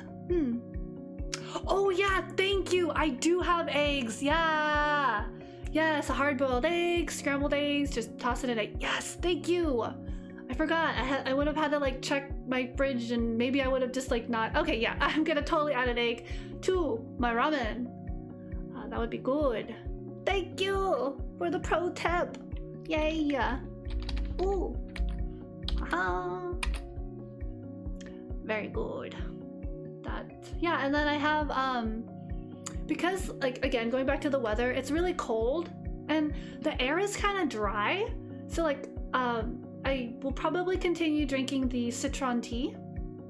Oh, yeah, oh my gosh, I already forgot, dude. I already forgot. I need to make the protein shake. Oh my gosh, post-workout protein shake. I'm literally protein shake. Let's go. Yeah, so that'll be good. I'm gonna continue with the citron. Citron tea is super delicious, very amazing. And yeah, it's I'm running out of the citron actually now that I think about it, but I think I have another one, so I'll have to look around. Anyways, but yeah, so that's probably gonna be my post-workout meal slash dinner, and then yeah, I'll probably just like clean and yeah, just go about the rest of the evening. It's really important after a workout. I mean, I just recommend it in general. Obviously, like, I don't know, I've heard weird stories. I just don't understand how this happens, but some people like work out and they like don't wash their gym clothes, and then they like don't shower? Question mark? I have questions. But basically, I've heard it where like a person will like throw their clothes. It was like on YouTube. Someone was like talking about it. Their gym clothes would just be in a pile of their other clothes. Yeah, and I was really confused. I was like, people really do that? And then someone was saying like, oh, and I was wondering why my room was smelling so bad. And then they're like, oh yeah, and then I found my gym clothes that I didn't wash after I went to the gym. I'm like, what? That's a thing? Oh my god. How does that work? I don't know.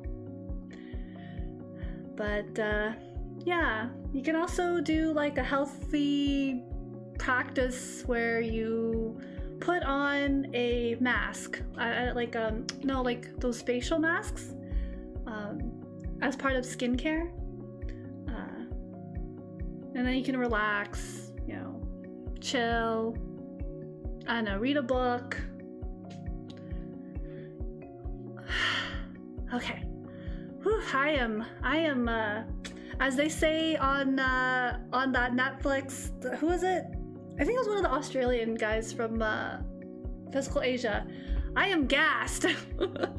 I think that's like Australian terminology for, oh man, they're losing steam. They're tired. I'm like, oh man. Let me just take a quick sip of water really quick. Water break. Ugh. It's good to stay hydrated.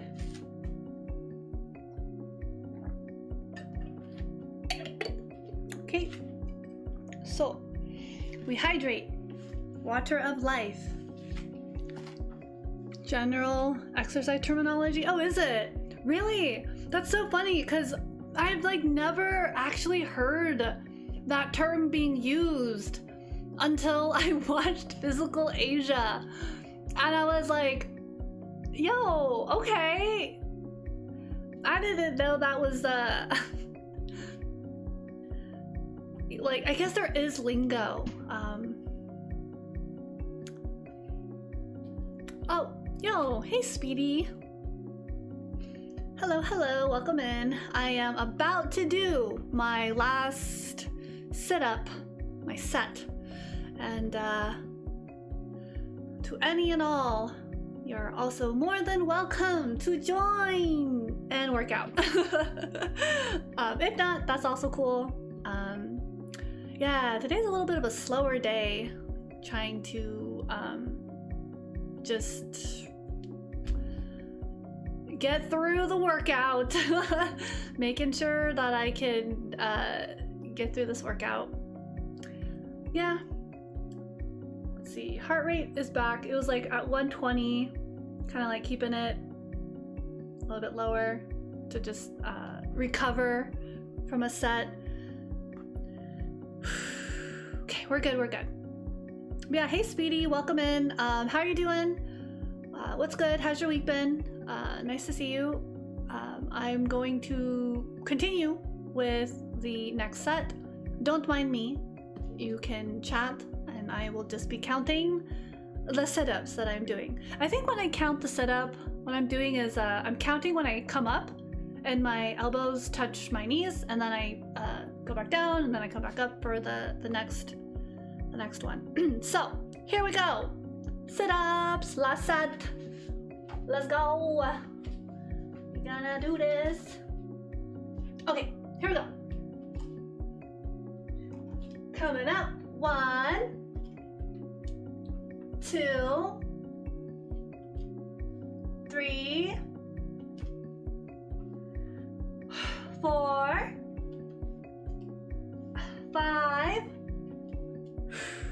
6, 7, 8, 9, 10, 11, 12, 13, 14, 15. All right, I need a break right here. Give me a second. All right, that was 15. My heart be racing. My heart's kind of going up. Yeah, it's like at 100 something. Okay, what do we got? 15. Coming up. 16.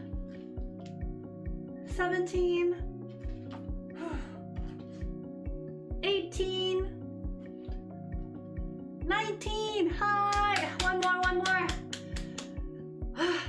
more. Let's go. 20. Okay, we're good. Whew. All right. Not bad. It's like you push through when your muscles like, okay, we're engaged, we're here, we're going, keep going, and like I compensate by using the momentum. So there's certain times where like the back of my head's not touching the ground, and I'm just like, just do the sit-up, just, you know, next one, and it's I'm kind of not getting the best form, but I need to correct that. I should focus on form, but I think I'm still getting that muscle engagement, so it's still technically okay. I think as it gets easier, I can focus more heavily on the form to get the most out of the workout. Okay, so quick sip of water. Yeah, sometimes it can be very discouraging. Again, it's like, this is the mental part of working out, is when you're not performing your set the way you want to, and it's like a struggle, like sometimes it is for me. It you know, you gotta just power through it, and you gotta keep the integrity of like, okay, you know, I'm engaging my core, I'm doing the form, don't want to get sloppy, want to continue you know, engaging the right muscles and not relying on either like momentum or like when your body compensates. I talked about compensation last time, actually. Like, I even described it because I'm aware of it. The reason I'm aware of it is because I've been told by people who are like really good, right? They exercise, and you know, or like my teacher back in like high school would say, oh, you know, you need to bend it this way and not flare out your elbow when you do a push-up, and you need to lower your tailbone, and you know, keep your neck and shoulders, you know, straight, and don't hunch, you know. So I've been given all these tips and tricks, and so that I can recognize it. But it is helpful having a spotter. But I guess in my case, I'm my own spotter. And again, if anyone is new to working out, or doesn't know where to begin, or doesn't know what kind of feedback is necessary to know, these are kind of the little refinement points to keep in mind. It also just depends on if you're working with a trainer or a friend, how much they want to like point it out. But for the most part, as long as you're doing like the push-up or sit-up, I mean, it's like, I see you struggling, so I'm not about to make it worse for you. But I know when I've been training with like a fitness instructor or trainer, they would provide these little helpful tips. Gym Buddy spot. It's more like I'm spotting Gym Buddy Poe, and like Gym Buddy Poe is so flawless that my job is like no longer necessary. Like I don't even need to do anything. because yeah, their form is flawless. Just catching another sip of the water. All right, what do we got? We got planks left. Boy, oh boy. I don't know how I feel about planks after doing my sit-ups. That's another thing I didn't, I'm just now realizing is that I made it so that after my sit-ups, I'm going into planks.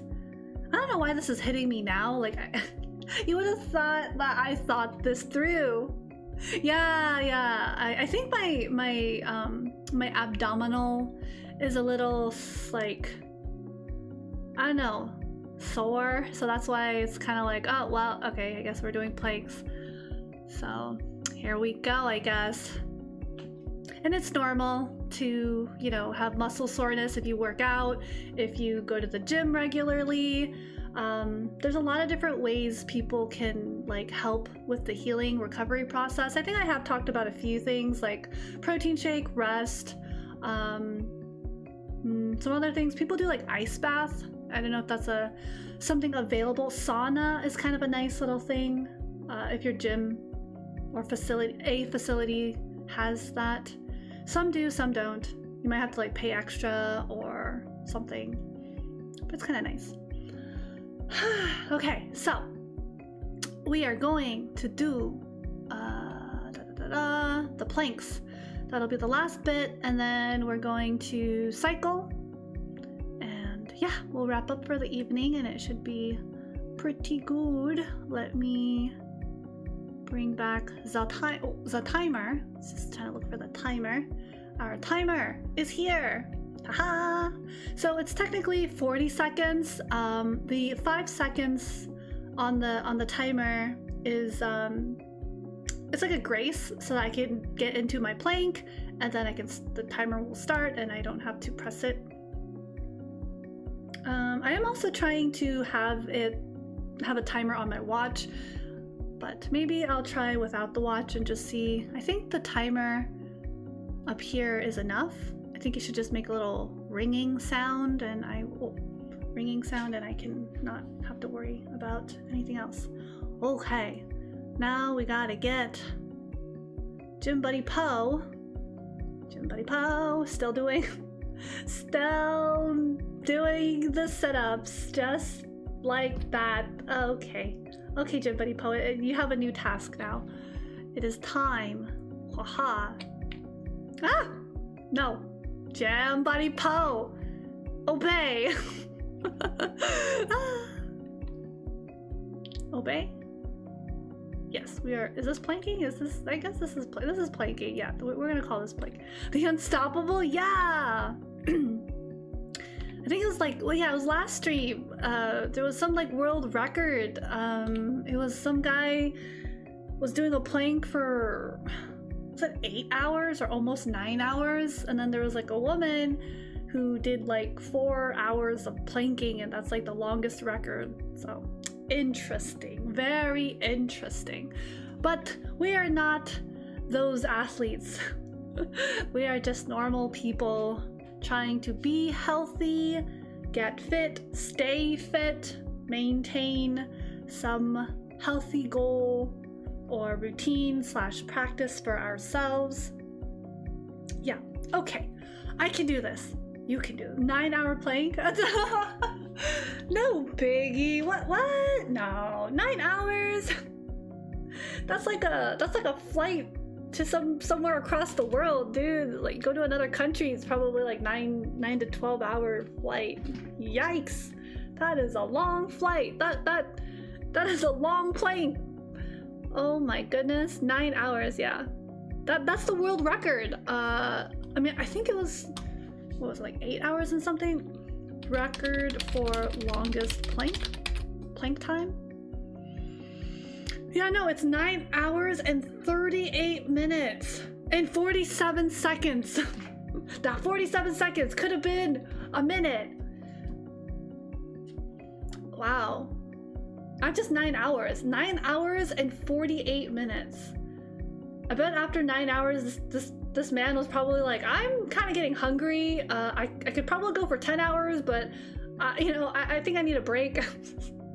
He's like, all right, I'm good. That's interesting. This was back in 2023, so that was like 3 years ago. So I guess he's still holding the record. Pretty impressive. Very, very impressive. Alrighty, so we will continue. Okay, planks, easy. Well, what is there to worry about? Absolutely nothing. Okay, so, okay, gonna mentally prepare for it. Okay, I'm gonna just like remind myself, you know, proper form, tailbone down, engage the core, relax the shoulders, keep the neck like straight and not drooping, or, you know, like look up-ish, like I guess look in front of you, I guess is what you would want your position to be. Shoulder width apart in terms of your legs. Yeah, and then, okay, got it. These are the little reminders that I tell myself so that I don't get all like, oh, I don't know what I'm doing. What's a plank? Okay. All right, so I have 5 seconds to get into the plank that I just described. For anyone who's never done a plank, doesn't know how to do a proper plank. I guess there's also tutorial videos to, you know, see what the plank looks like. But here we go. In 5 seconds, we are going to hold the plank. There we go, we are set. We are up and tailbone is down, shoulder width apart. Engaging the core, we're breathing, we're looking in front of us, we're relaxing the neck, but engaging the core. We're breathing, we are breathing, we are alive. Oh, it's harder when you laugh, don't laugh. Whew. Okay, where are we at? I can't even see the time. I am relying on sound. Oh my goodness. Okay, almost there. 2 seconds. Okay. Oh my goodness. That, for some reason, that felt a lot longer than I thought. I'm gonna check my heart rate, because, whew.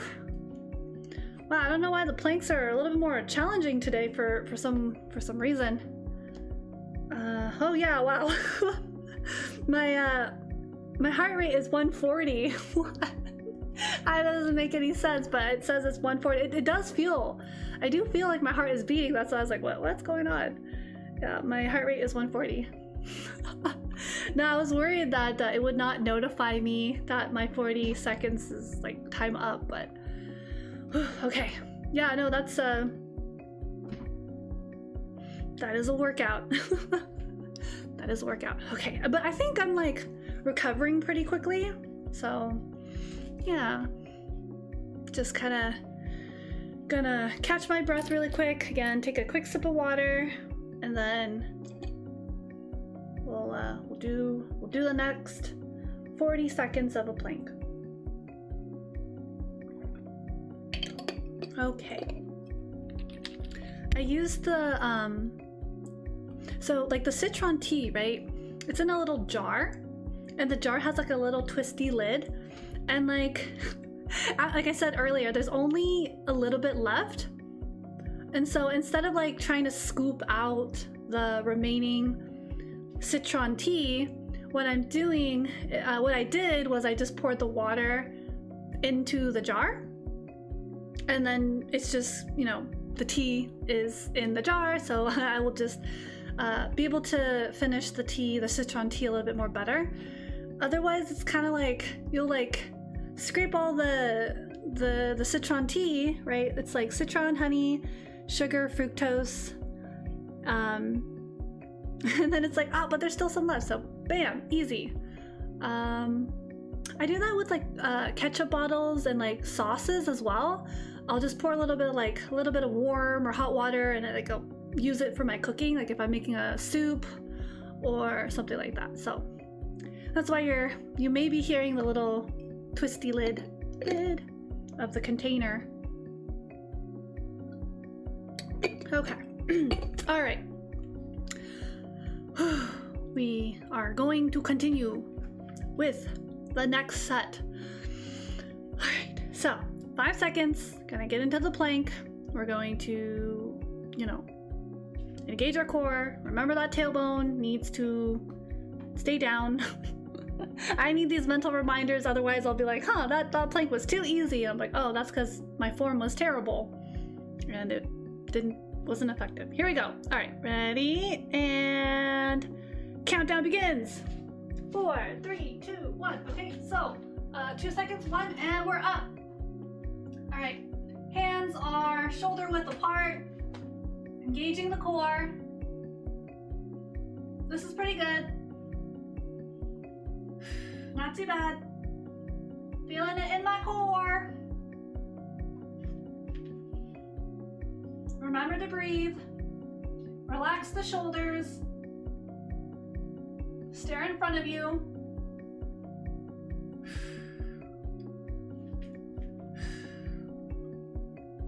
Keep that tailbone down. Oh my gosh. Okay. Whew. Okay, that plank was easy. It wasn't a plank at all. Exactly. Oh my goodness. I think because I can't see the timer, I have this like weird anxiety that the timer is not gonna go off. That I'm just stuck in a plank. But yeah, heart rate is at 130. So this is meaning it's like something's happening, right? Like there is a workout happening here, because like it's not just well, even a walk in a park is technically exercise. Yeah, no, I can. Sometimes what happens is like my shoulder will tense up when I'm holding the plank, and I think when my shoulders tense up, I have to like remind myself to relax my shoulders so that the focus is back on the core engagement and the leg stability, right? So I noticed that on that set that my shoulders were getting a little bit tense. Okay, I guess Gym Buddy Poe said, yeah, need a reset. Reset we do. Okay, we reset. If Gym Buddy Poe wants to reset, we reset. Ah! Okay, we're just gonna leave it. Okay. Let me just update the workout log. I believe that was our second plank. We are going to be onward to our third set of 40 seconds. Just gonna catch my breath. But yeah, so planks are pretty interesting. Let me just, oh, yeah. Eat. Okay. So I'm just gonna give it a second. We're good. Planks are kind of interesting. Cause like they seem really harmless, right? Like you think, so easy, right? And that's why if you ever do a plank and you apply the little tips and tricks that I'm like, they're not really like tips, but these little refinement points to your plank, it's like different. It's a different experience. You're noticing, it's like I feel it immediately as soon as you exactly. Easy? Think again. Did you lower your tailbone? Are your arms shoulder width apart so you're not doing this weird thing where you're like propping yourself up in a weird way? Are your hips like aligned? Nothing's drooping or like sinking, because like you need to hold that form so that you're engaging the proper muscle group. And I forgot what it was called. I think it's like has something to do with like isometric Let me just look it up really quick. Isometric exercises. I think a plank is considered an isometric. Yeah, so isometric exercises are strength training activities where you activate or you contract a muscle without changing or moving. So you're like holding a plank or wall sitting. It helps maintain muscle stability and strength. So yeah, it's actually a lot harder. Yeah, isometric. Why? What's wrong? What's wrong with isometric? Yeah. Isometric exercises. And there's some pretty cool tips and other exercises within that classification. I think another one, I'm trying to think. Oh, if you hold a squat, like you're holding that that form, that's also isometric as well. And you're engaging like your thighs, your glutes, kind of like your lower back, depending, and definitely your core. Stretching calves on a windowsill. No, I think that's more of a stretch. That's more like stretching, not the... Because I think, because you're not engaging the muscle, you're stretching the muscle. So here's an example. So here's some other examples of isometric exercises. Dead hangs, isometric bicep curls. I think I've done that before. Someone made a really funny like comment, like it looks like you're showing off when you're doing like a isometric bicep curl. If I'm understanding what an isometric bicep curl is, I think I did it like once, and I didn't personally like isometric bicep curls. So let me see. You're holding a position with your biceps flexed without moving. So yeah, it looks like you're showing off. But basically, I think what you do is you curl. You lift up your arm, and you're holding the the dumbbell, and then you're engaging your bicep, and you're just holding it like that for like, I don't know, like 5 seconds to 10, like I don't think it's like 10 seconds, but it just depends. It's like 5 seconds, and then you like slowly release it. Yeah, and then you do it again, and you're holding it, engaging your bicep, and then you're like releasing it slowly. It's all very like controlled muscle movement. It's actually kind of I don't want to say painful, because I think we talked about like the difference of like different pains. It's a burn. You feel the burn. So yeah, isometric bicep curls, glute bridges. I've never heard of. Oh wait, no, I have heard of glute bridges. Okay, glute bridges are pretty cool. You engage your glutes and your calves, and then and your core. Actually, it also involves a bit of your core. Glute bridges are pretty fun. There's wall squats, which I think you use your back, and you get into like a squat, and then you're using the wall to hold you up, kind of give you that support, and then you're engaging again your core and the your thighs, probably like your quads and whatnot. It says how long you hold these movements depends on your fitness level. If you're just starting out, you want to exercise a hold between 3 to 10 seconds. But yeah, I think if you can do up to 30 seconds, that's very reasonable according to this article. Yeah, so this is pretty nice. Just looking at this article by what is this?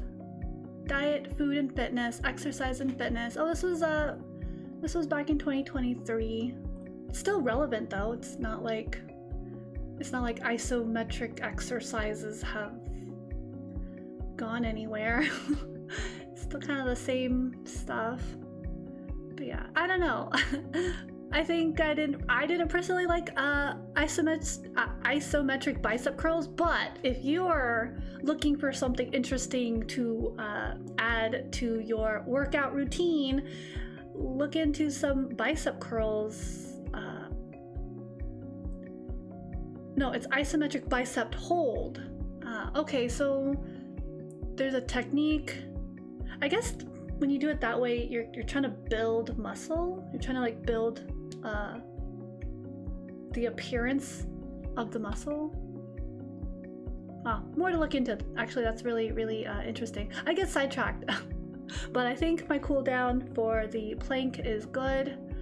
So I hope that was informative to anyone interested in this topic. Isometric bicep curls. That would probably help me and make it easier for me to do push-ups, because I would be exercising my biceps, which would make push-ups a lot easier.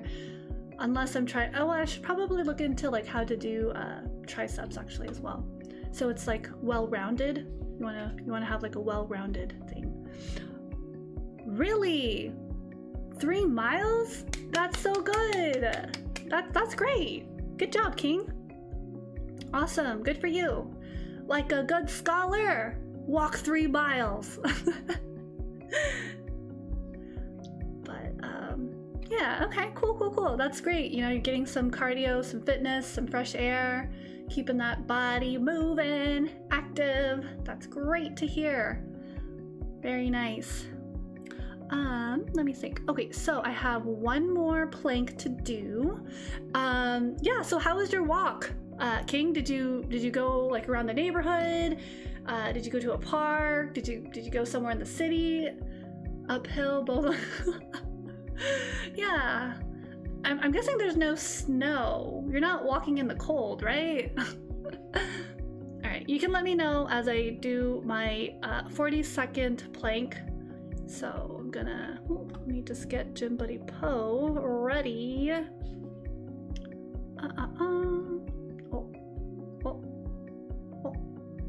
Gym Buddy Poe, there you are.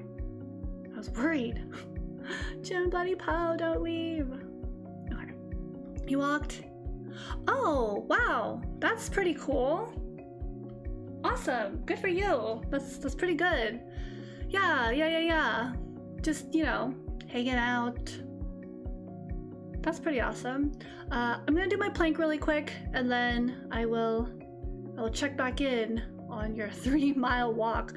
I'm assuming that you didn't walk 3 miles pacing your living area. I think it's like throughout the whole entire day, right? Like throughout the entire day, or you walk 3 miles? Question mark. Yeah, let me go ahead and set her up. 5 seconds. All right, I'll read your comment in just a second. I got into my plank. In the plank, scholars, we are planking, and we are breathing, engaging our core, lowering the tailbone, relaxing our shoulders, holding the plank, shoulder width apart. Okay, we're almost there, I think. I hope, maybe, possibly. All right, we're good. Okay. All right, all done. Oh boy. Oh my gosh, that spiked up my heart rate. I could just feel it. Okay, so we are done. Yay. Whew. Oh, what? You walked the time. Oh my gosh. What? In the amount of time I've been streaming, you walked 3 miles? That's awesome. What the heck? What? That's cool. That's actually pretty cool. Good for you. That's awesome.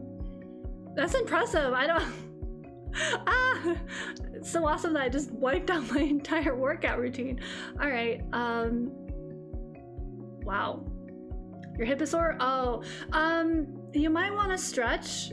I know, it sounds really like weird, like, well, I don't want to stretch, but if you want to kind of like release some of that tension, maybe do a little bit of like hip stretching, like stretching that will help with your hip.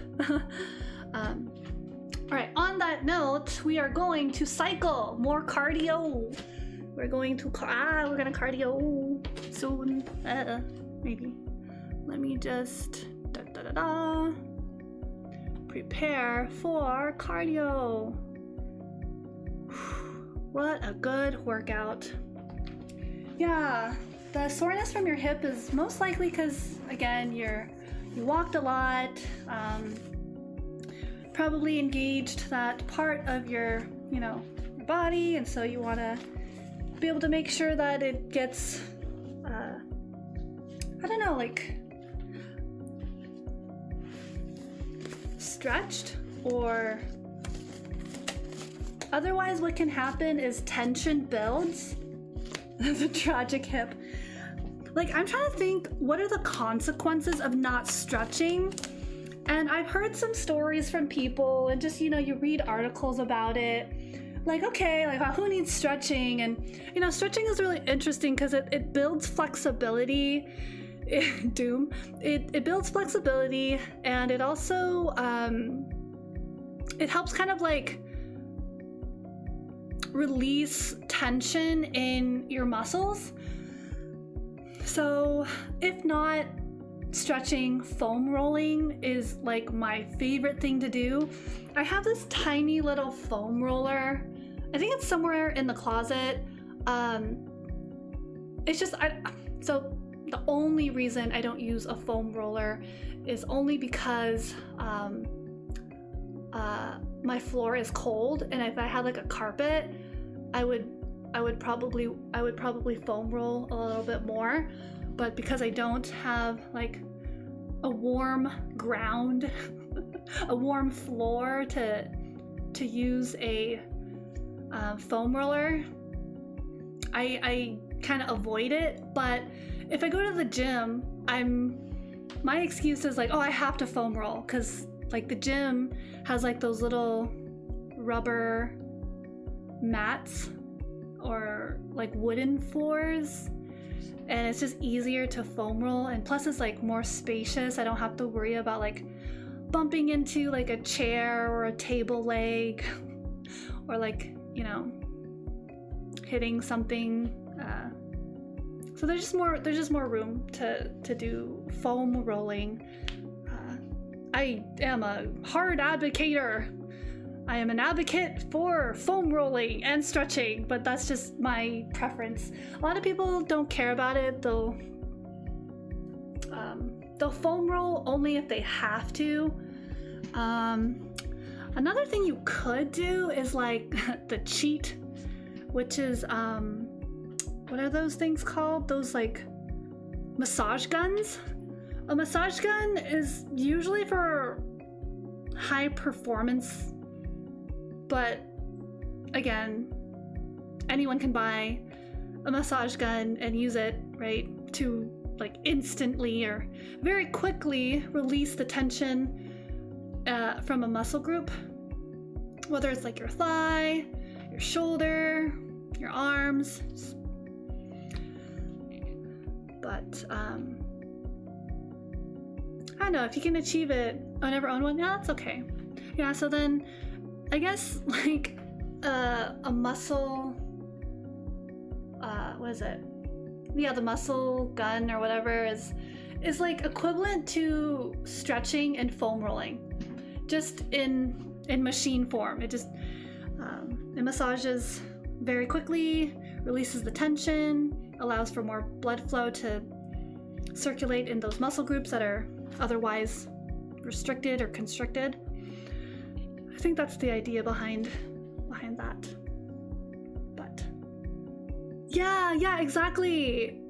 Yeah, it's held like a little power drill. Yep, it's one of those things. And there's like a little button, and you can like press it on and off, and then some of them allow you to adjust the intensity or like the speed, depending on what you're looking for. Yeah. Like I said, I don't really recommend it if you're just starting out. Like, I think it's better to learn, like, because I don't think if you're just starting out that one of those like massage guns or for exercising is gonna be helpful, because like when you could just stretch and it does like the same thing, it's more effective for like, well, from my understanding, it's more effective for like high performance athletes use those things. It's like if you're just starting out exercising and you're going crazy and like you're doing the ice baths already. I don't know.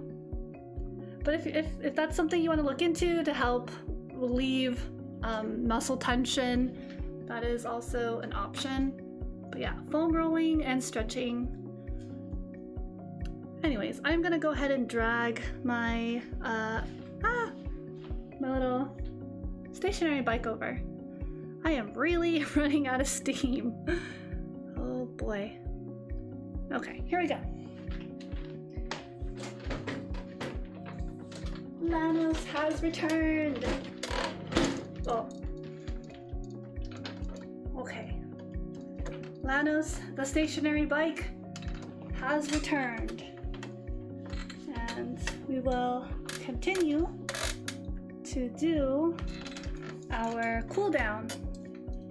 Dun, da, da, da. Dun, dun, dun. I think we're gonna do 15-minute cycling. Yeah, there we go. So here we go. Let's see, what else is good for exercise? What else is good for, because like walking is really awesome. Brisk walking to get your heart rate up, right? To get kind of like a bit of a workout, a bit of a, like your body is exerting effort, burning calories.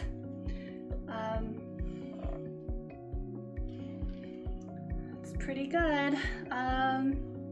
Yeah, and I think with cardio, it's helpful in a lot of different ways. Cardiovascular health. What else? Yeah, I think cardio is pretty good for cardiovascular health and just overall your health in general. So like your body is moving, so if you sweat, I guess there's this idea that you're helping flush toxins, you're moving things, blood is circulating, oxygen is like going into places like your brain, your muscles, right, your organs. Whereas if you're more sedentary, that flow can be slower, more stagnant, and it's also like a lifestyle. So yeah, again, just want to congratulate you, compliment, say good job, King, for doing what, 3 miles? A 3-mile walk, just in the comfort and safety of your building. So good for you. Very awesome. I am also trying very hard to get out more. I have these phases, you could say, where I kind of have an aversion to technology. I don't really want to, which is bad and good. So I'm trying to find a balance, right? There was a moment where I was very much glued to the online space, and then there's every time something happens, or like you wanna touch, yes, exactly, I'm in my touch grass mode where I'm very much enjoying kind of the positive experiences I'm getting with like walking in the park, for example. I did fall off of my stretching routine, as I mentioned earlier, but I'm noticing like it's more beneficial for me to continue stretching, because with stretching, it's like, yeah, you should stretch when you're uncomfortable and your muscles sore, or you feel like tension or tightness in your, I don't know, like your neck or your arm, right? It's good to stretch that out a little bit. But I also think that it's good to stretch. I mean, I'm not overstretching, so don't think, oh, you're gonna stretch too much. No, I'm only probably stretching for like 10 minutes. Really, it's just 10 minutes. I'm just doing a little light stretch. But I think waiting until I need to stretch is not good. I should probably just keep it as like a routine. So I'm still trying to like figure that out and navigate, like, oh, should I stretch when I don't need to stretch? Like when I don't feel like I need to? Other times for me, stretching can also be like a form, or I can switch stretching and do like yoga instead, because with yoga it's more than just stretching. Yoga combines a lot of like, it's almost like isometrics actually. In my kind of like thinking, I would have to like confirm, like, are these yoga poses that you're doing, is it an isometric? Because when you're holding a pose, depending on which pose, I don't think all or any yoga pose is an isometric workout or exercise, but there are some, like the one where you're like engaging your core and you're trying to like balance yourself while your hand is up and your other hand is like resting on one of your thighs, like on your leg, right? And your knees are bent, and so you're kind of like crouching a little bit while looking upwards and following like your hand that's pointed to the ceiling, like that. I need to double check if that pose, I think it's like Warrior 1 or Warrior 2. I don't know, that's just the name of it. I need to see if like that is considered an isometric exercise, because that'd be really interesting. So I could, in theory, like, and if I don't feel like I need to stretch, I could replace the days where I don't need to stretch with like a yoga pose that would engage my like muscle group gently, while, you know, it's like isometric basically. I'm just doing yoga. So yeah, I'm still trying to figure out like so if I do that, you know, which exercises or which isometric exercises should I do on days I don't need to stretch. And then when I need to stretch, definitely stretch, because like I said, I started doing the evening stretches because I think I'm holding a lot of tension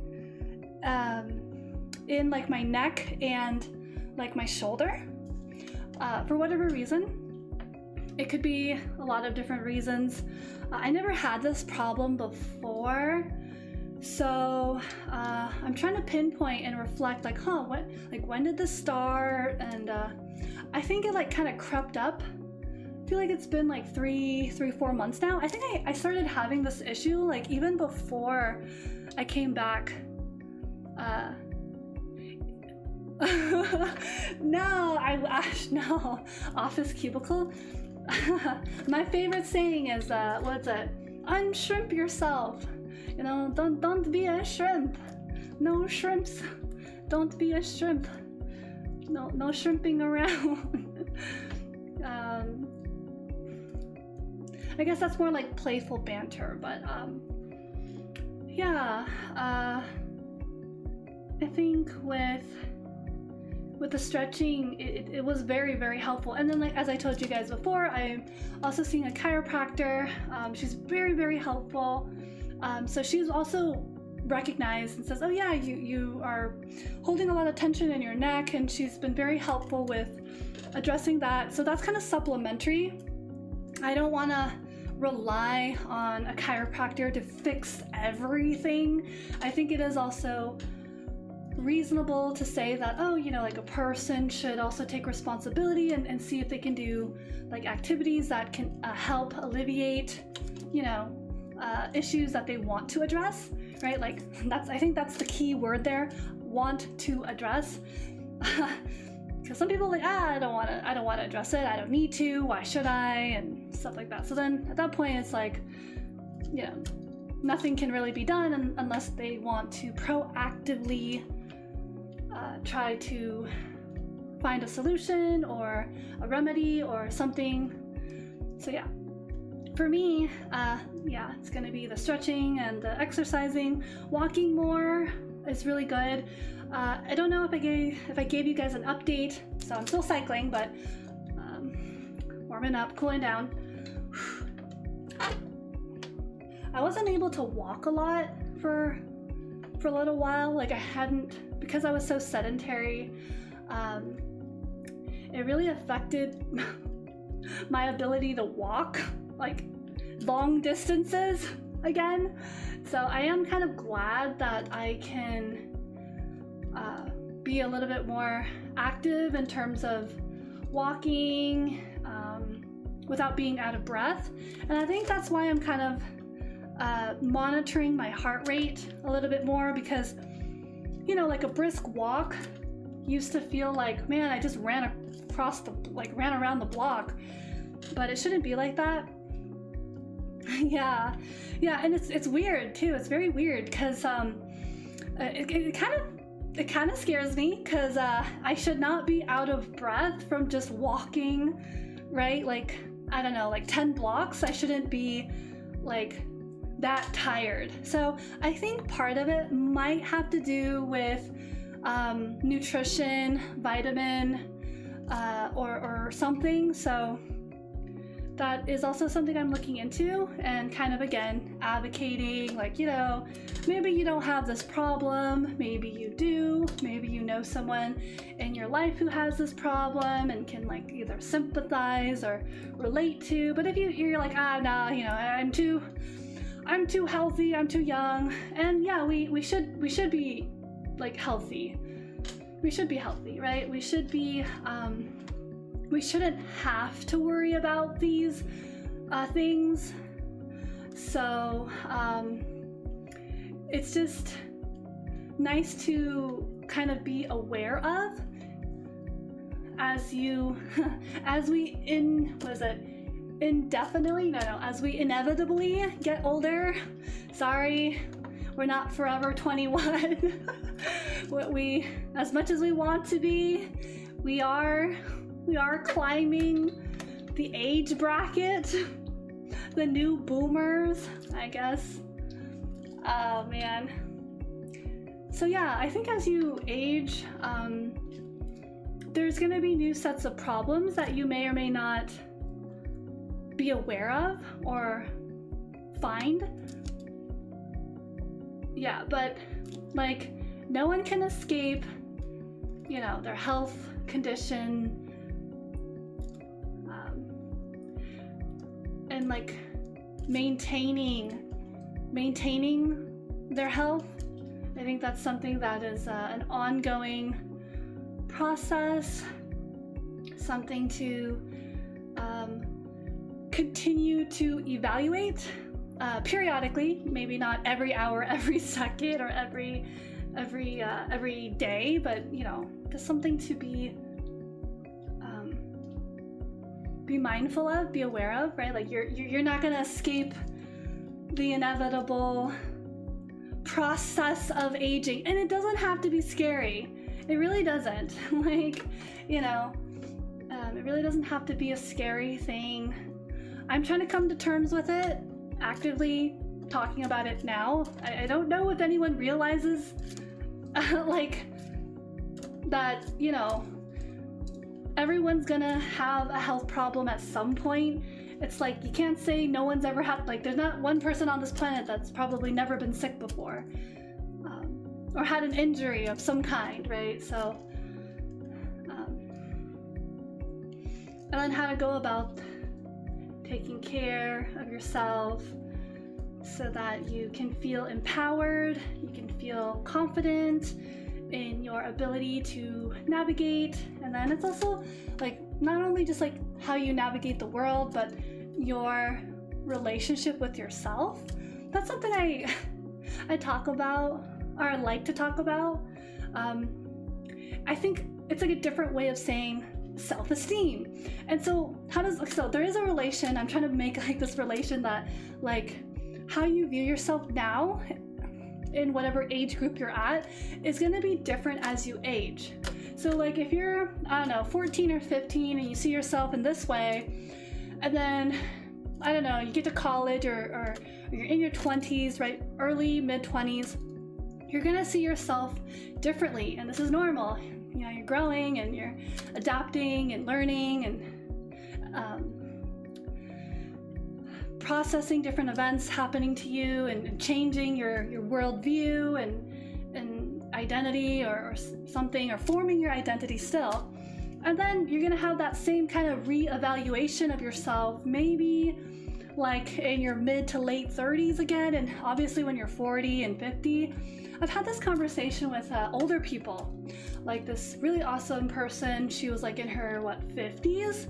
Totally didn't seem like she was in her 50s, but she was super awesome, super nice. Like she was talking about like her son and how he's going to like school. I'm like, okay. And then we got to talking about like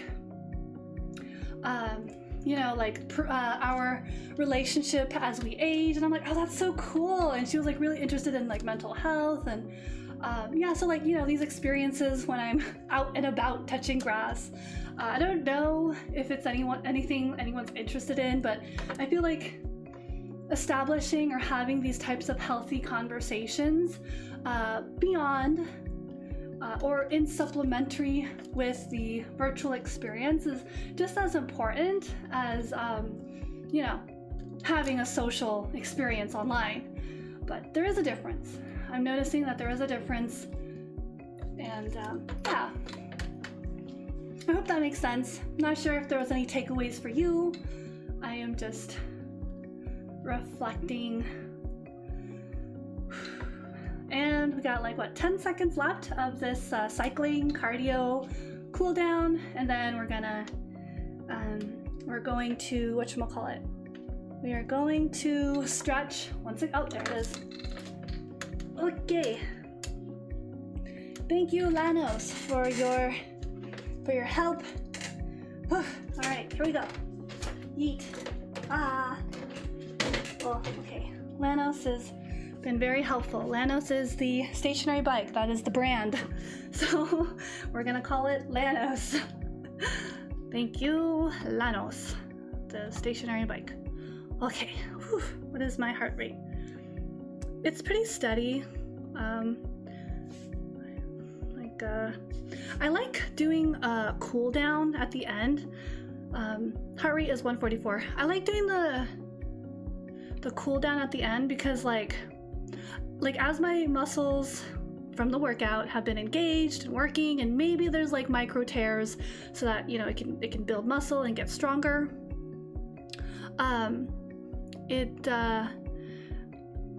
It's nice to kind of think that, oh, maybe with the cool down, you know, they're circulating blood and oxygen to these muscles that have worked out, you know, during this time, and, you know, supplying these muscles and tissues and fibers with, you know, oxygen and blood and other nutrients it needs to heal and whatnot. The pain has been experienced. Yes.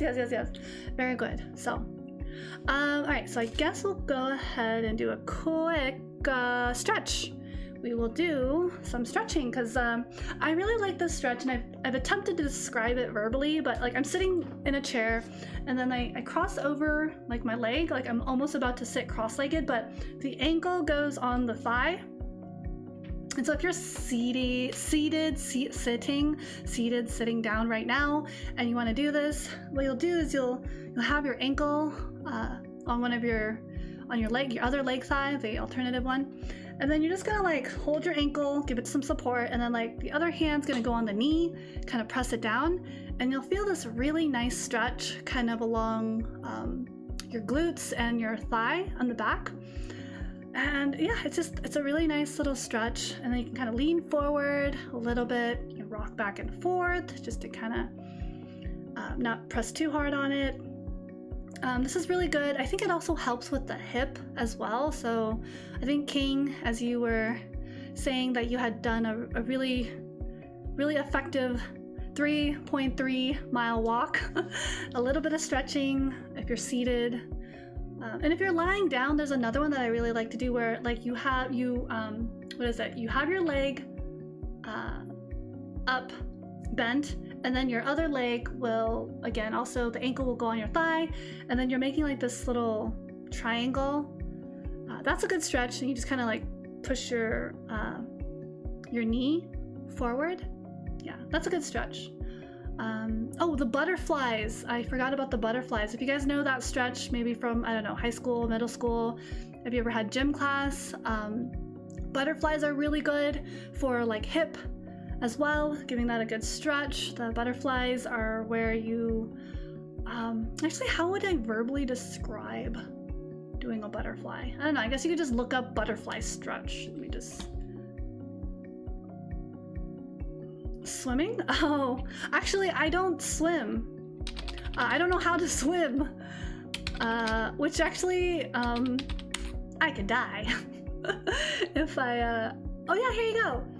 How to do a butterfly stretch to relieve tight hips.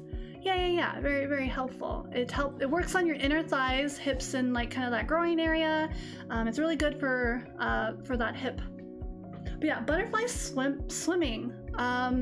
That's cool that you can swim. Wow, that's excellent cardio if you go swimming. Like, I don't know how I feel about indoor pools, but I guess that's kind of like the best thing we have. I don't know if you want to necessarily swim in the ocean or the pool, or like a pond.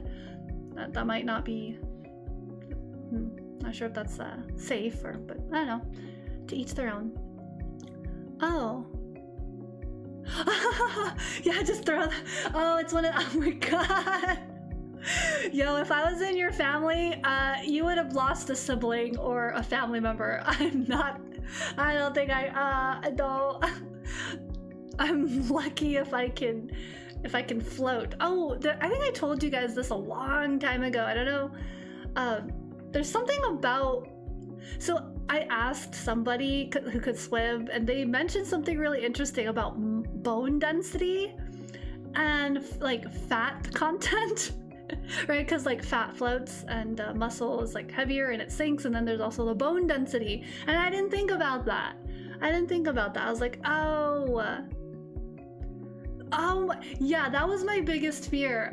When I transferred to a high school, someone also said that certain high schools in this place, or like in the city, like you have to pass swimming. And I'm like, what? I was like, I guess I'm not passing high school. I guess I'm not going to college. I guess I have to what is it, the GED. I have to get like a different route. I have to go a different route to pass high school. Oh my god, I was so glad I didn't have to swim. That I'm kind of happy I didn't have to do that. But and I told you the PE, physical education, where I was at was kind of discouraging. I think it was very discouraging. But yeah, oh my goodness. You took a pool test, ended up in the wrong by the end of the test. Wait, what? Wait, did you really? What? Wait, did you have to retake it? That's actually kind of fun. I'm sorry, I'm like, that's kind of funny, but sad, because like, oh man, you must have had to retake it, right? Oh man. Oh gosh, I don't think I could. I would have to find another way to pass the like high school if that were the case. Also, I did a really good stretch just now where so I had like my arms behind me and I stretched like my shoulder. Like, so I squeezed my shoulder blade and it kind of like stretched my shoulders. That was a really good stretch. Yeah, that's a good stretch. Good stretch. Yes, good 5-minute stretch. So yeah. Yeah. But anyways, I guess yeah, we completed today's workout session. Slow and steady, but we did it. Let's go. Good job. Remedial swim class for gym. Oh, interesting. Oh, that was nice. Remedial swim class. I think I did take swimming classes when I was like younger, like a kid, and it was pretty good. They just they mentioned something about like, wow, I don't float very easily. So this goes back to the topic of like swimming and like floating and the bone density thing. And they're like, oh, I noticed you don't float very easily, because there was like another person that was just like, we were very similar, right? We're just kids, and like they're floating just fine, and like, oh, do what they're doing. And I'm like, I am, but I just wasn't as buoyant for whatever reason in the water. And so I still managed to kind of like learn to like hold my breath underwater, you know. But like there's another thing. Whenever I like try to swim, like move through like, the water, that was also a struggle. Like I wouldn't. They were trying to teach you how to like move, right? Like, so you like kick your legs this way, and so what ended up happening for me was I didn't really get to do. I didn't really swim. I was just more like practicing to swim, but not swimming. So, you know, they would just, you know, I'd continue like practice holding my breath, and then like I would hold the side of the pool, the outdoor pool, and then I would just kick my legs to practice building leg muscle to swim and get used to swimming, like the motion of swimming, but not swimming. And then they tried to see if I could swim back and forth, but I wasn't moving. I wasn't going from one point to the other. It was really hard. At one point they thought I was moving, and I thought I was too, but then they realized my feet were touching the ground, and the whole entire time I was like walking. They thought I was doggy paddling, like where you're like kicking the water and like moving, but actually I didn't know I was cheating, but I thought this was swimming. No, but I was walking on the bottom of the shallow end when we're practicing. So yeah, I'm not gonna swim. No, I'm not gonna survive if I have to swim anywhere. I will just be a goner. So, oh wow, that reminds me of a lot of other things that I looked into about swimming and safety, and like yeah, safety with swimming, especially with like kids. There's a lot of like stories. Oh, actually, yeah, no, it also reminds me of Anya, the anime. That there was like a swim scene. There was a scene where a kid was drowning. It was exactly like that. Swim, like safety and vigilance. It was exactly like that scene from Spy X Family, where Anya like sensed that there was a kid that would or is drowning, and like no one noticed. Yeah, that actually happened to me. I was actually right underneath the pool guard, like the swim guard of the pool. I was right underneath their chair, and the only person that found me was my friend who I went to the swimming pool with. She was looking for me, and like I guess she was keeping an eye on me, because like I guess, yeah, so she's like, where'd you go? And then she's like, oh, why are you there? And she like pulled me out. I was like, oh my god, I could have died. Oh well, it is what it is. Yeah. Well, it sounds like you were able to get remedial swim classes, so that's great.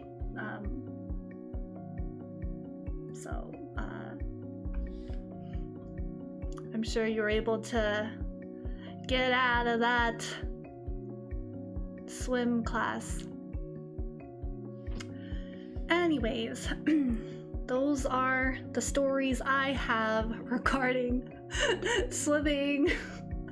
Would I swim again? I like water. I think it's nice. Like I like pools, but I think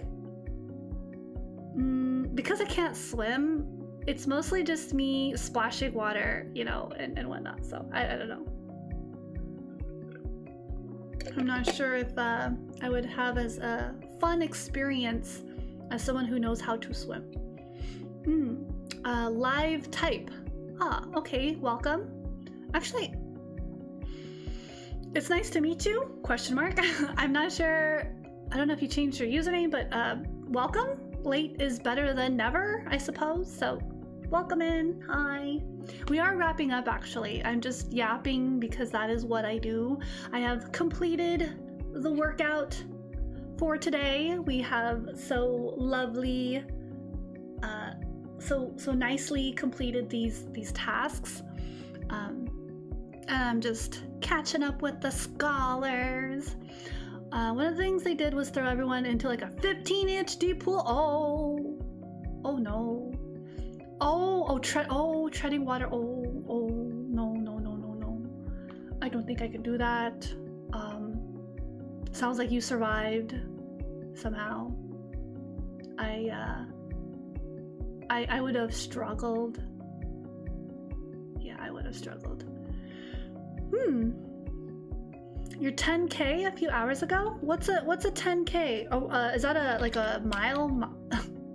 Did you run a marathon? What is a 10K? Please elaborate. I am not of the lingo, even though I should know. No, seriously, did you run some kind of marathon or is it like a, I don't know.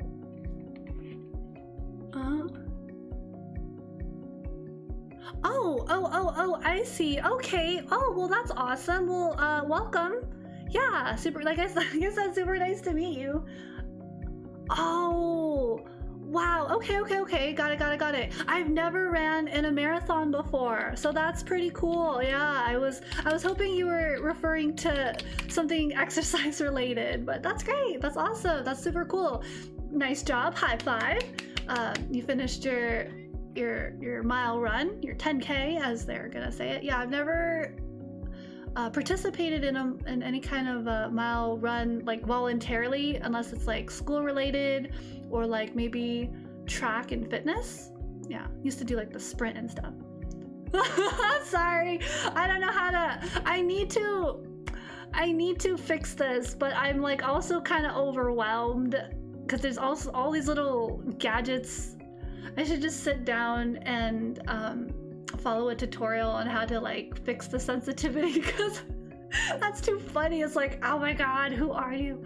I'm actually smiling a lot, but sometimes it captures, sometimes it doesn't. So my live 2D avatar was always smiley because that's how. I think there's just like, it doesn't have a lot of expressions, but yeah, I think it was catching the smiling, so it's just a very happy, I'm just a very happy Po. What? Why am I poker? What? Poker? You mean Joker or poker? No, Joker is the one with the smiley face, no? Poker. Oh, because Joker plus Po equals poker. Getting all the names. But yeah, anyways, yeah, so that's cool. Live type. I see, got it. Poker. Okay, cool. Very cool. An often shocked Po. And now I have 3 emotions on this. I not only have smiley and neutral, I have shock. I have evolved emotionally from just being neutral and smiley. I have discovered a new emotion. But yeah, live type, thanks so much for tuning in. I'm glad to meet you. Currently, I'm just streaming once a week. I'm doing exercise, very beginner friendly, like nothing too crazy. I'm not trying to, it's kind of like easing into a workout routine after many years of not exercising, and just trying to find fitness and health. Yeah. Oh, yeah, thank you. Yeah, that's, I'm glad you had a positive experience. It's really cool. That you could make it. It is towards the tail end, but it's all right. I mean, it is what it is. Yeah, it's every Wednesdays. We're going off of Pacific Standard Time, so I don't know if if it's like evening time. I don't know if it's evening time for you, or if you're in a different part of the world, like, I don't know, like Europe or Asia, where the time zones are different. Yeah, because if you did a 10K run, I would imagine it's somewhere during the daytime, question mark? Is there like, is there like a nighttime marathon? We're exercising at night? I don't know. I mean, this is evening, I mean, still, so. Oh, ooh, okay. Okay, understood. Thank you, Panda, for informing. That is good to know. Well, I hope you enjoy your family gathering. That sounds lovely. Oh, okay. All right, okay. So it is during the evening. Okay. Wow, that's still really impressive. 6 miles, like going for a 6-mile run after work. That's awesome. That's, any way to, get some exercise, stay healthy, get that cardio. That's pretty cool. Yeah, a lot of people work out after work, depending on your schedule and other interests and pursuits. Some people work out before work, like they have to wake up extra early if they, have to go somewhere or work, clock in at like 10, or if they're in an afternoon shift, or they just, go to the gym or exercise, like during their day off. Yeah. But that's pretty cool. Like to share in kind of the mindset of like physical health, again, mental health, and all of that, and how those two can correlate. I've learned a lot in terms of like the biology of the hormones and neurotransmitters, the happy hormones that are created when you work out, I guess. Yeah. Still need to look into that more. Yeah, exactly. And that's what I was thinking, is like there's like a byproduct that you get. And I had mentioned to someone that like I hadn't thought about how the neurotransmitters from like exercising, like the happy hormones that are created from exercising, that wasn't like my main focus. That was more of like my secondary. But then like it put into perspective, like, oh yeah, there's like a whole category, a whole study of that, right? Like you're producing these happy hormones, right, from exercising, and it has a lot of benefit for individuals who might struggle with anything like depression, anxiety, these more common what do you want to call it? Common concerns that affect people. I don't know if there's like a direct link, if like exercise necessarily helps other symptoms. Like, I don't know, for example, if someone has like, bipolar, does exercise help? I mean, if anything, exercise can help regulate mood and the neurotransmitters involved with regulating mood and those positive emotions that we experience. So I can see maybe how that might help and assist. And yeah, and if anything, it's also just good in general for our health, right? Like I was mentioning earlier, cardiovascular, muscle building for strength, and being able to, navigate a physical space a little bit more confidently, perhaps. Oh, the ones that are super active have less symptoms. Oh, interesting. That's cool. Oh, that's really good to know. Less symptoms if you're more if you're exercising, and oh, that's great. Yeah. That's cool. I don't particularly have bipolar. It's just an example. I don't have that particular symptom, but it would be interesting in general just to learn. Sometimes I kind of learn by association. So like, for example, if someone has a condition, then I kind of learn about it and I'm like, oh, interesting, and I get kind of curious about it. and I did mention this a while back. It shouldn't be a problem in terms of scheduling, but yeah, like someone in my life currently has breast cancer, and I've never experienced breast cancer or anything. So it was really interesting to learn more about the process. You know, like things like, oh, you know, mammograms or a biopsy, and then you get, you know, the surgical procedure and like, you know, the aftercare. So I just kind of learned like that, I guess, or otherwise direct experience. So yeah, I think there's a lot of learning that can be had or exchanged in terms of like sharing stories, experiences without causing, what's the word? Without triggering a listener, re-traumatizing or traumatizing them passively, like passive trauma, right? Like you're passing it down to them or picking it up as a secondary. But yeah, like being able to like be vulnerable, share that, have it be an experience that can be a learning experience as opposed to just a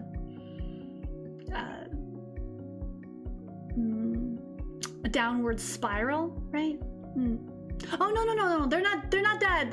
They're not dead. Don't worry. It's gonna be resolved. Don't no condolences are necessary. Situation worked out. Yeah, no, it's I just wanted to catch up with the person. It's not a big deal. Like the actual procedure, the surgery is gonna be happening much later. Yeah, don't worry. I'm sorry, I didn't mean to scare you guys. Oh my gosh, that's so that's actually very important. No, no. Kang, put away the shovel. Put it away. But yeah, no, it's all good. No, I was just I just wanted to be present. You know, I wanted to be present for them. You know, and be able to be supportive and it's all good, guys. Don't worry about it. It's not gosh, how would I thank you. How would I like go about if something really that is kind of sad. Like, so that's kind of that's something very heavy, right? I wonder how I would like I mean, I would be transparent, but like I also don't want to like again traumatize anyone, like re-traumatize, right? Yeah, I thought, well, no, so I wasn't sure what was going on either, so I kind of took that day to just like check in and talk and work through questions and stuff. I did end up kind of helping out in terms of like translate. It's kind of like translating, but it's fine. It's no, that's yeah, no, so yeah, so like I said, it doesn't conflict with the schedule, and yeah, so it's good. But transparency is important. I feel like these are all very real experiences. Like I don't think it's necessary to delve into like extreme details since it's such, you know, it's how do I talk about this? It's like, yeah, it happens and it's not a big deal and it's still good, it's cool. And I mean, we can bring it up like the topic of like, oh, well, you know, like cancer in general, you know, and maybe, you know, do like charity for causes that support, bring awareness to these issues. Like for me, I think if I were to bring up this topic, it would be more for like advocacy or awareness as opposed to like, the only word I can think of is trauma dumping. Like I don't want to trauma dump, and then that's never, I'm like trying to express the situation without it appearing as like this despair party, because that doesn't really go anywhere. The whole like misery loves company. I don't particularly like to engage with those types of environments or spaces where it's just a cluster of like woe is me and whoa and whoa like sadness, sadness, sadness, despair, despair, despair, woe is me kind of thing. It's fine to feel the emotion. It's fine to block out a period of time where you need to experience the grief, the sadness, the fear, the anger, the resentment, I don't know, whatever emotion it is that you are feeling. Name it, feel it, process it, express it in a constructive way, whether it's through journaling, art, painting, I don't know. Yeah.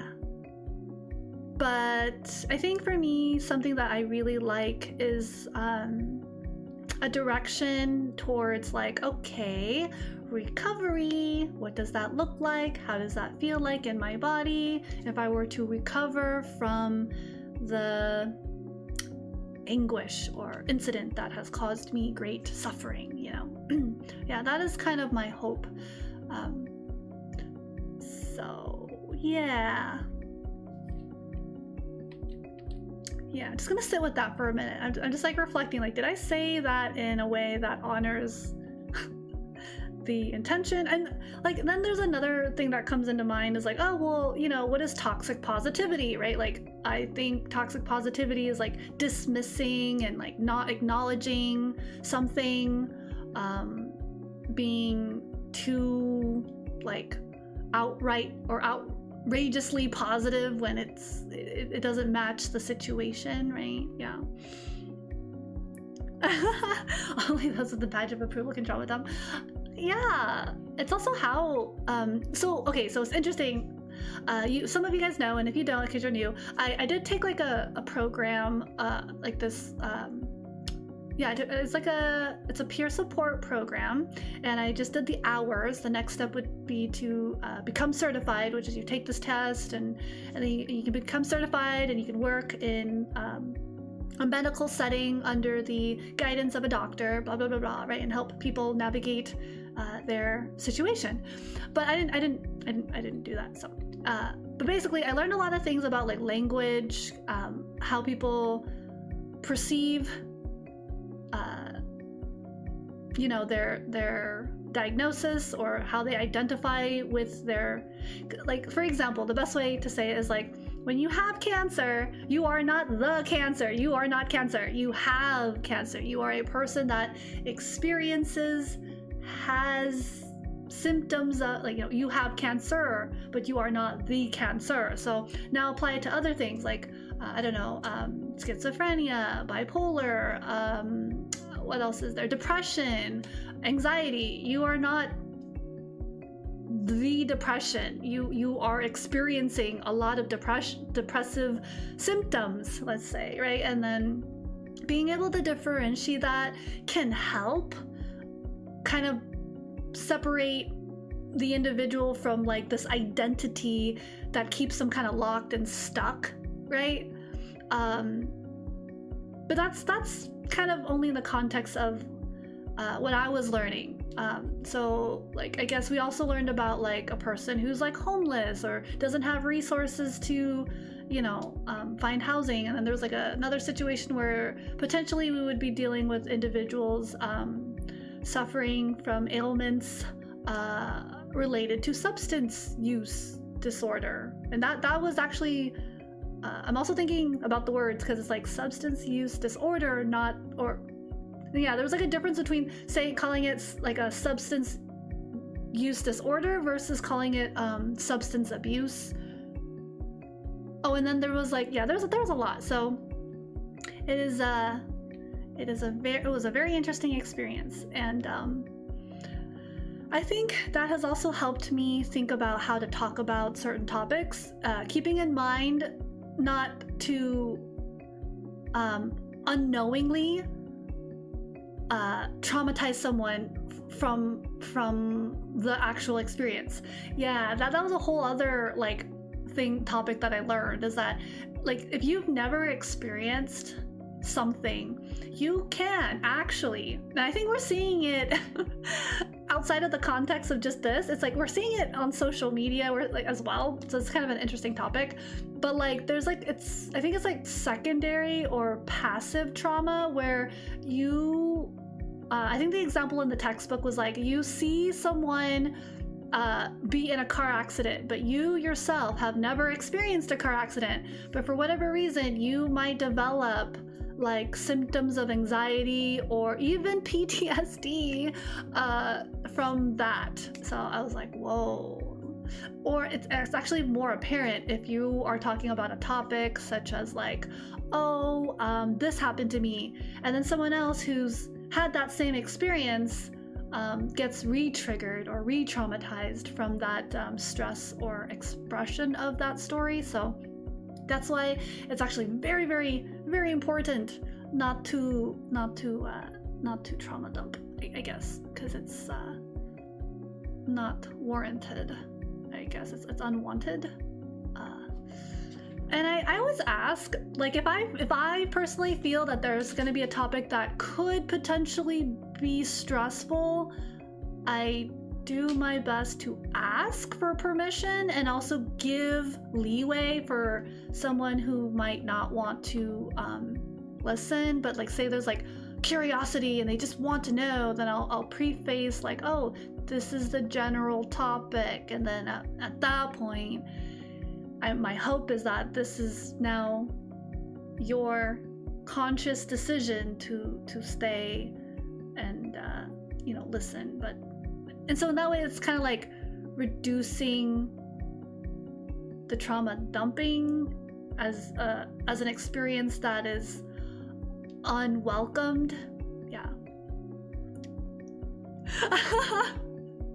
Yeah, no, that's actually a really good point. If you were like, if at that point you are so stressed from like something happening on the news, maybe, yeah, you're gonna need to kind of like disconnect from the digital and maybe find something to do that's more constructive. Yeah. So it's really interesting, and it's about finding the balance between that, because I have also been following some news and some current events and all of that which is happening in this timeline. And I also want to offer a space of like, hey, we are all in this together-ish.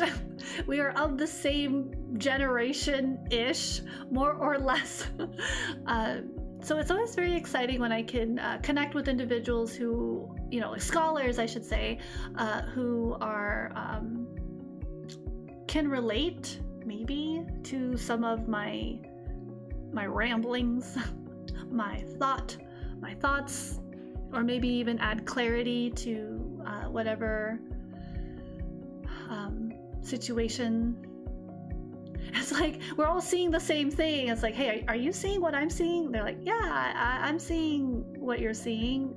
Is this correct? Yeah, to my understanding, this is what is happening. It's kind of validating, I suppose. But it's best just to not see that kind of stuff. It changes you. Yeah. And so, like, if you are struggling with, say, for example, depression or anxiety or, I don't know, XYZ, whatever, like, I don't know, you name it, I think the best thing you can do is to limit technological use that exposes you. And for the most part, a lot of technological spaces are exposing people to content one way or another, right? What is it? What is that term where you intentionally, I think we talked about it one time. It's like you intentionally, I don't know what it's called. Like you intentionally either trigger or like, I don't even know if it's like fake information either. I don't even know if it's like, if it's fake information or if it's like valid, but basically what it does is it just creates a lot of anger or frustration or just negative emotions. Yeah. There are extensions that disable, oh yeah. is a very different place without it. Yeah, I'm sure. Yeah, I mean, I have, you won't believe it, I have been considering, maybe this was like a few months ago, I was actually thinking, man, I should go back, or I don't like calling it a dumb phone, but that's what they're calling it, and it's kind of funny in the context of, you know, where we're at. So yeah, like a flip phone. I still, actually, funny enough, I still have like my old phones. Like I never like exchange them. They're just kind of there, sitting in a bucket of old electronics.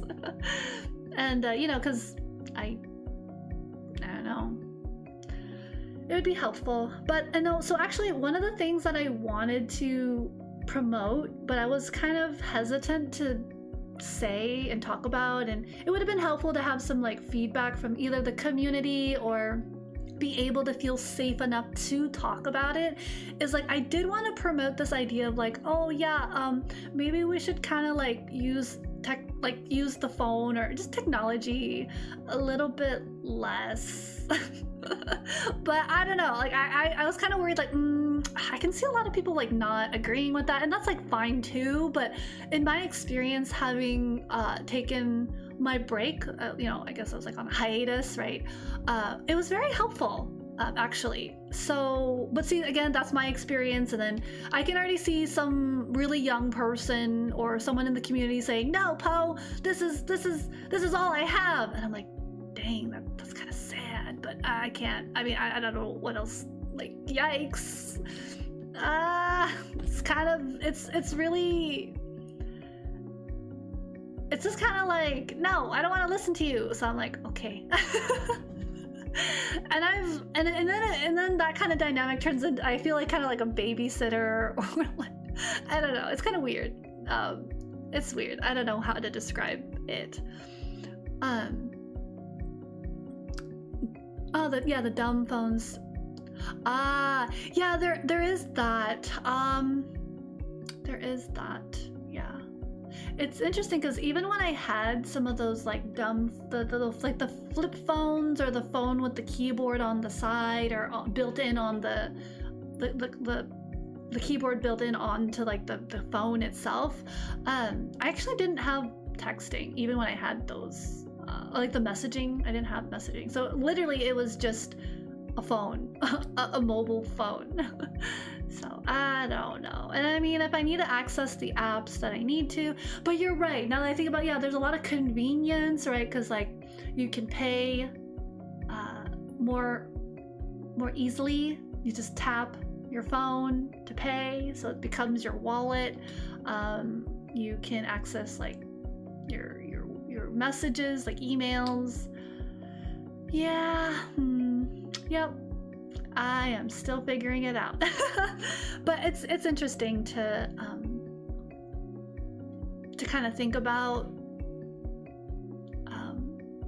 It's weird how we can't really go backwards. Like we can't go back, it seems. We're kind of just, we kind of just have to deal with what is. Huh. I don't know. I will let that sit. Oh, societally. Huh. Well, that's an interesting thought. Societally. Oh yeah, oh, I see. Like, so personally, as a choice, as like a lifestyle, you as an individual could, yeah, you could do that. Exactly, yeah. For sure.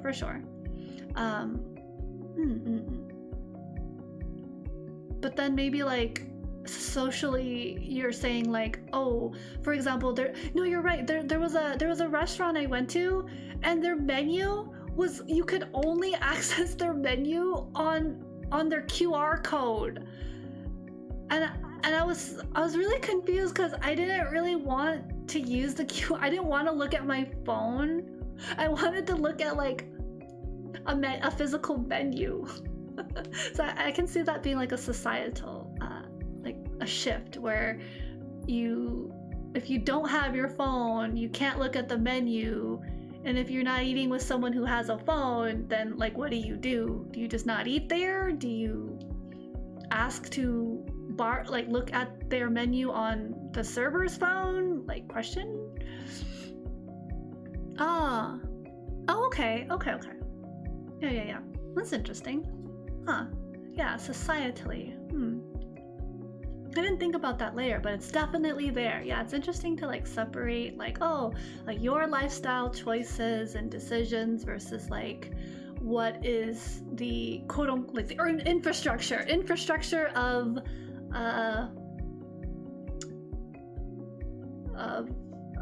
businesses.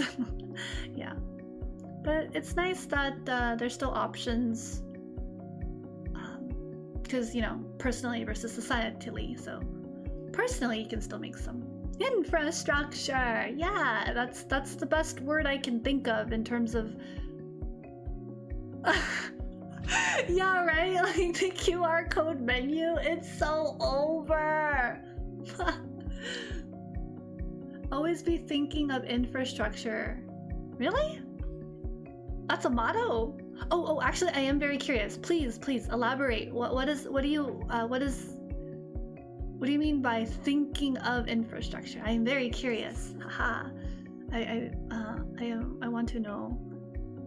What is that motto referring to? Like infrastructure. Now that opens kind of a lot of different directions. So I need to know which direction you're going. When I was saying infrastructure, what I meant was like the societal part, because like societal infrastructure is like, if a business says you can only use a smartphone to access our QR code for a menu, then structurally you need to have a smartphone to access the QR code to look at their menu, or you'll have to eat somewhere else or find an alternative to get access to that menu if you wish to stay. But that's an infrastructure thing. Underpinning. Oh yeah. Yeah, in multiple different ways. Oh wow. We're getting into big brain topics. We're getting into big brain topics. Oh no. Okay. Yeah, but you're not wrong. It's like, yeah. Oh boy. The topic is big brain. Yeah.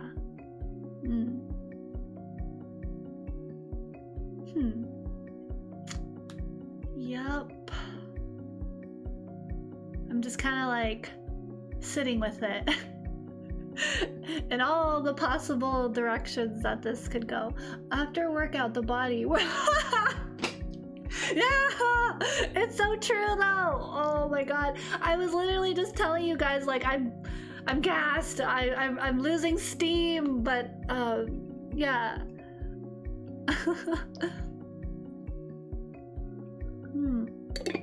That's really interesting. Yeah, it's almost like a not philosophy discussion or philosophy club. That was kind of cool. Actually, I did. Sorry, I'm trying to like pinpoint what category we were, what level of like, because this is no longer workout. This is post-workout big brain topic of discussion to carry on the good times of the scholars. Yeah. I suppose so, huh? Yeah. And it's so yeah, and then you're like talking about which society. Oh boy. Oh boy. I will probably get smacked in the head. Like, I might get bonked if I actually try to talk about this. A blog post? Huh? Does it? Are you talking about the post? Like the community posting? Yeah, if you're talking about the community posting, then yes. But if you're talking about something else, then I am not sure.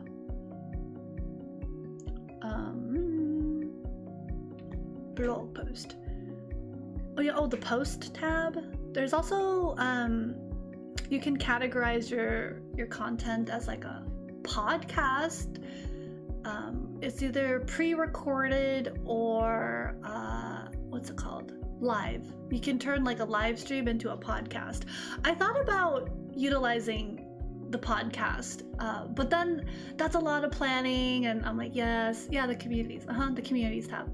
I thought about using the podcast, but then if I wanted, my preference if I use the podcast is to like pre-record it and have it nicely structured with topics and all of that. And man, my schedule right now is so up in the air, I can't even yeah. But podcasts are pretty interesting. My only concern with the podcast is if I say something that like anyone just disagrees with, and then like, I don't know, I'll never hear the end of it, you know, I'll just never live it down. And then it's already hard enough. I guess with a podcast, it can just be audio, so it is technically less work, because with the videos on YouTube, you have to create the audio and the visual, right? So that you get this like experience of both. But with podcasts, you have the option of just keeping it as an audio, in which case you'd want really good quality microphone, and yeah, I'd probably have to edit the podcast to make it you know, coherent. I don't know what's the word, like makes sense, like because for like, so my concern with doing a podcast or if anyone is like, I do a lot of these weird like fillers, like, you know, it's weird because like I like to have back channeling. I've talked about back channeling before. What is back channeling in social discourse, like talking?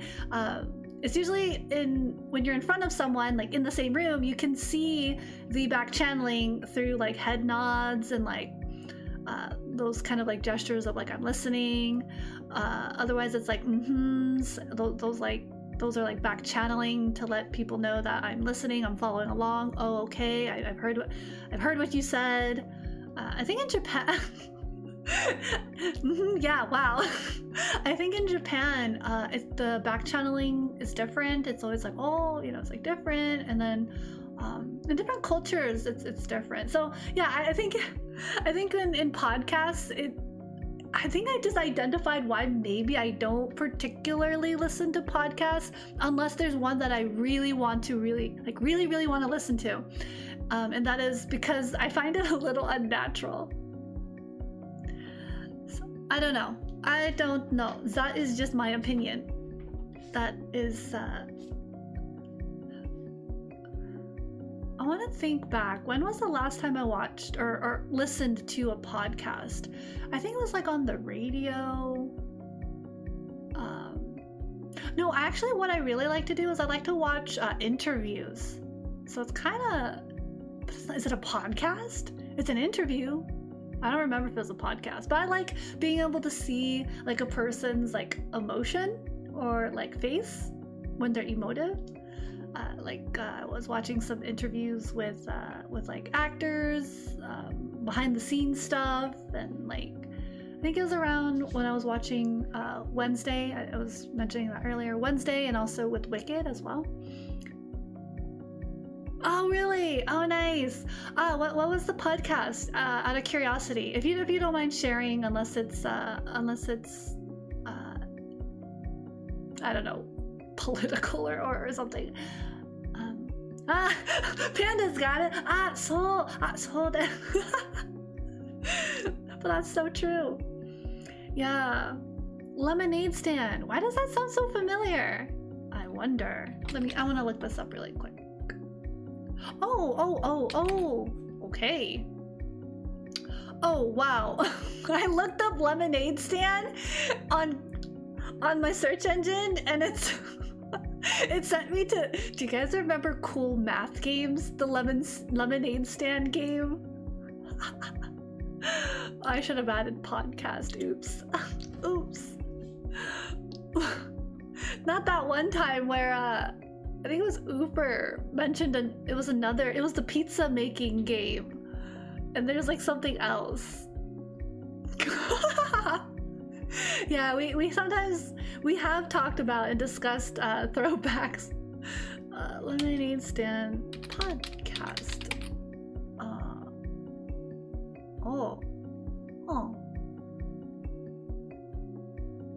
Oh, it's Target. Oh, okay. But going back to, you know, the Lemonade Stand podcast, it's targeted, its audience is Generation Z. Gosh, I don't know. I forgot what generation label I've been put under. I know I'm like millennial, but I thought like millennial overlapped with other generations. Anyways, I don't know. I'm not very good with politics. I'm sorry. I don't know, but it's interesting, I suppose.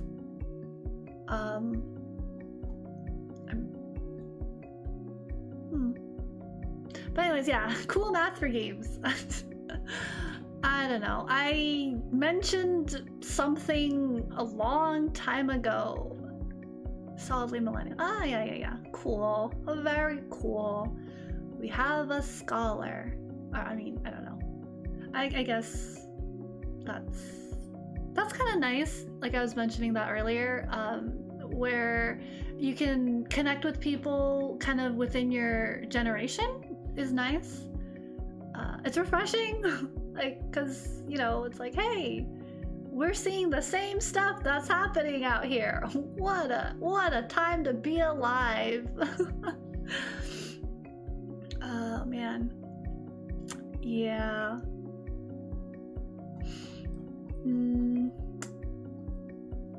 Yeah, there's a lot that could be said. But cool, very cool. I'll check out their YouTube channel, I guess. Out of curiosity, I don't know. Beginner's Guide to the Lemonade Stand podcast. Lemonade Stand podcast. I'm not a really big podcast person, and then you add in like politics, and now I'm like, oh, I'm not sure anymore. But I'm also like, kind of want to like see what opinions are out there, but like not really either. Things happen every day. Wow, exactly. Oh boy. Oh gosh, I did want to continue possibly processing some of the things that might be of distress for folks that are maybe paying attention. Oh, actually, you know, there's this one person that I like to listen to. I don't know why. He just presents information. I don't know if it's I guess if it's considered clickbaity. He just seems so frustrated, but like he knows what's going on, and I feel like really bad, but like he's able to articulate the news so well. But like I'm not happy that he's upset, but like he's really good at explaining things. Okay. All right.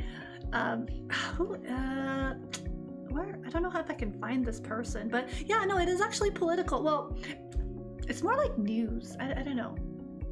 But yeah, he talks about like what's happening in like different states and different parts, and I'm like, oh, okay. And then there's other, you know, people online who's also sharing the news, and it's very disheartening. Apparently, I have been told, I guess, to not wander into that realm of topics. So I have to be what's the word? Careful, because it's not my intention to upset anybody, and I think that is why I chose to focus on health and fitness. Yeah, health and fitness, Which is still kind of like a stretch, I suppose. It's still a bit of a stretch from what is expected. I don't even know what that means, honestly. Where's Antley when I need him? He's always the one that's saying like, oh, you know, like, why, like, you can just do whatever you want. I'm like, yeah, I'm trying, and yet I'm also trying not to I guess the word is cancel myself. Get myself canceled. I don't know. I don't even know how, like, how that even really works. I guess you just have to be like that opinionated, or like that your conviction of like you will die on this hill. I don't think I have anything that I will die on this hill for. So if anything, I think it's more like, oh yeah, this is bad, or oh yeah, this is good, or oh yeah, this is really affecting people in this way, or oh, this is very terrifying. And I guess it's still talking about it. Huh. Now I'm stumped. I tend to do this with myself. I get stumped really easily. So yeah, I will just leave it at that. Well, I hope that the extension of the stream, just to chat and talk, was somewhat of a positive experience. Yeah, no, so I don't know if you, well, I guess Live Type is new, so I was part of a group, a talent agency called Nexus, and yeah, we had like a manager at the time, and you know, we talked about like, oh, what are things that we can talk about, and what are things we should stay away from, and these are best practices. Some people followed it, some people didn't, and then yeah. So that was kind of what I meant by like, oh, I was advised, you know. It was during that time. And then there was even other members within that within this talent agency of VTubers listened or didn't listen and did their own thing regardless. So some people got in trouble. Some people just stopped or maybe continued. I don't know. I don't keep tabs on anyone particularly. It's time to begin the workout. Are you kidding me? We just okay, next week. I'll see you next week, Panda. You can start your workout. Let's it sounds like Panda's gonna start his workout, everyone. Yay! Good job, Panda. We're working out. Get started. Get a hustling. Yeah, whatever you want to do for your health is good. Yeah. I mean, can we just all agree? I don't know, whatever your goal is. Everyone has different goals, and I think we can respect our health goals, our mental, emotional health goals, right? So I'll just stay in my lane. I'll just stay in my lane of just focusing on healthy awareness in the different avenues. And it's weird, even though like I don't do anything particularly upsetting, I think just me at some point, I don't know, is it still a thing, or is anyone still like upset that I don't know, I guess I promote or advocate for holistic health? Like, for example, technically massage therapy and chiropractic, you know, that is considered holistic, and yet I'm still in trouble. I don't think I'm in trouble for that, am I? Even if I am, it is what it is at that point. Like, I don't even know anymore. So, but I know it's helpful for some people. So if my content, if my presence and space is a place of I don't know, positivity, then good. If you get something out of it, then great. If it's just gonna aggravate you, then I don't know. I'm not sure. Cause then it's like, what are you gonna do about like all the holistic practices that exist in like Chinese, the traditional Chinese medicine? Like, actually, I've been kind of afraid to talk about traditional Chinese medicine. I posted it in the community like, oh, these are some really interesting resources, and like, like ginger tea, and that helped some people. But then like, is someone gonna like come into my stream and be like, it's not real or something? I don't know. These are concerns that I have, but I'll just leave it there, I suppose. If you don't want to drink the goji berry tea, then person out there, you don't have to drink the goji berry tea. If the ginger tea, if you don't like ginger and turmeric, you don't have to use it. I'm just promoting its benefits. If you don't like vegetables, you don't got to eat them. Oh, hey, that worked. My alert, it's working. I don't know why this one's working, but the other ones are not working. But anyways, I noticed on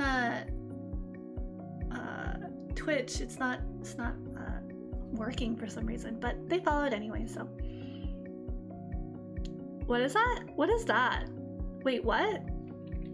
Wait, I gotta look this up now. You have brought it to my attention. What is this? What is this? Is it a bug? Oh my gosh. Okay. They're okay. Wait, what's wrong? What? Panda, what? What is this? What? Wait, it's a bug. But it sheds a lettuce gremlin. Okay. Okay, good night. Thank you. Take care. Be well. In the world? That's so funny. Oh, yeah. No, this should definitely be a topic. They also use like dung as well, and I think at some point, not necessarily TCM, but they were trying to promote cricket powder because it has like more protein. At this point, I just bring up random topics. It's just a random topic, exploring random topics just to see like what it is, and like that's it. What? Oh, that's interesting. Was it controversial? Wait, what is it? Panda, is this controversial? I am so confused. It's just a bug that apparently sheds its like exoskeleton. Is it controversial? Question mark. Oh, I know what to do.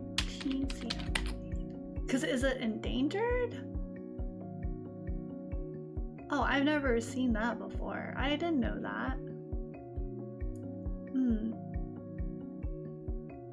Alright, now, okay, I think I need to, okay, I think, oh, is it, are they like forcing the little bug to come out of its little shell prematurely? Oh, no.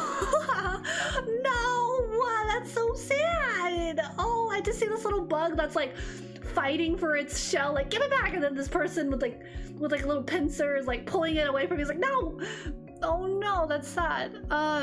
Wait, what about what they was it fish eggs? Fish roe? Like harvesting fish roe? I mean, this is not, it's no longer TCM, but oh, non-standard. Oh, well, yeah, so it's collected naturally. Yeah, no, there was like this big topic about what was it, cricket powder. It was like trying to enter a market, like, oh, more protein. I don't know why, but there was like a buzz about it. There was a buzz, get it? Because it's a bug joke. There was like a hype for cricket powder, maybe just before the pandemic, I believe. And I was like, huh? What? So, special medicinal items. Interesting. Wow. Yeah, like these are some of the ingredients, and like, I don't know, if you don't want to use it, you don't have to use it, but like, say for example, like, I don't know, I forgot the benefits of ginseng, like, but like if I started promoting like, oh yeah, and you know, like ginseng root as like a tea or something is helpful for you know, it's an antioxidant, it's good for anti-inflammation if you have that, I don't know, someone's gonna be like, well, you know, it's not good, it's because it's not I don't know, I don't know. You did a thing in high school where you were in a group who tried to identify the DNA. Oh, what? That is really advanced. DNA? That's kind of cool. They were an ingredients picked and tested. Another was a fungus. Okay. Yeah, and then there's this really big I don't know if you want to call it a trend. It's kind of a trend. I think it's died down. But there was a trend about lion's mane mushroom being really, really good. And my friend even was like telling me like, oh yeah, like, cause she also really likes holistic, like, you know, things like that. And like, I'm like, oh. And so like I looked into like lion's mane. I was like, oh, that's really cool. You know, it's good. You know, it's used in culinary and like traditional medicine, and you know, it's saying it's good for like, you know, like brain health, and I don't know, like if you're maybe struggling with memory loss or like fatigue or brain fog, like, you know, would eating like more mushrooms or, okay, hold on, vegetables, would that help you? You know, because rather than eating processed foods, would that help with your, you know, mental brain fog? I have noticed that sometimes eating certain foods, like dietary and nutrition, is very helpful. Again, on the topic of health and whatnot. But I just don't know, like, if someone's gonna be like, I don't believe it! Fish is not healthy! It's bad! I'm like, oh no! But fish is good! Fish is friend! The whole thing was that around that type, they did DNA testing of sushi restaurant stuff, and it turned out most of the fish was what? Oh no, that's a problem. Oh no. Yeah, and then there was like something about like mercury or like other chemicals being in the water that the fish absorbs that you consume, and it's so much. I just can't get anything right, can I? But anyways, yeah, I personally like to research. I mean, not necessarily. I haven't actually had lion's mane. I have had turmeric. I do kind of want to make turmeric lattes. Those are really, really delicious. I didn't notice anything significant about my change, like anything that changed when I drank turmeric, a turmeric latte, but it was very warm and comforting. And so I don't know if someone has any like ailment, you know, maybe try to incorporate turmeric into your diet, you know, stuff like that, as opposed to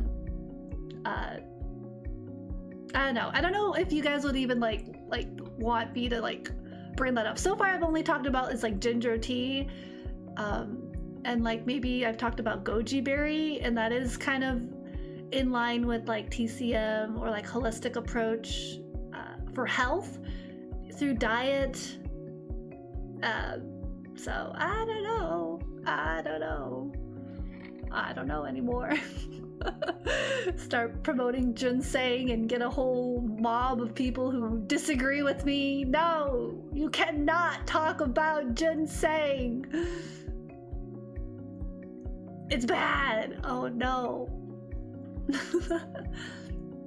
But it's, yeah, it is what it is. But anyways, we have tangented and digressed, but it was a good digress. I think we got to talk about and hold space for listeners, viewers, newcomers who would like to engage and chat and discuss such matters of interest and curiosity. So yeah, lots of really interesting topics that we could literally just have a whole discussion, like a mini discussion about like the what is it, the DNA that you were talking about, and the little bug losing its exoskeleton. Sorry, that's still stuck in my head. I can't. There's this little bug tugging at its exoskeleton, its little shell. Poor thing. Yeah. But anyways, yeah, so I guess that's it for now. I'm gonna wait until next week to possibly continue talking about the community discussioning that I had originally planned. Yeah, yap session, like the good old times. So you know what's hilarious? I just saw this on my calendar. Next weekend, I believe, correct me if I'm wrong, this is just what my calendar is showing. January 24th? Wait. Is International Day of Learning? Is it? Wait.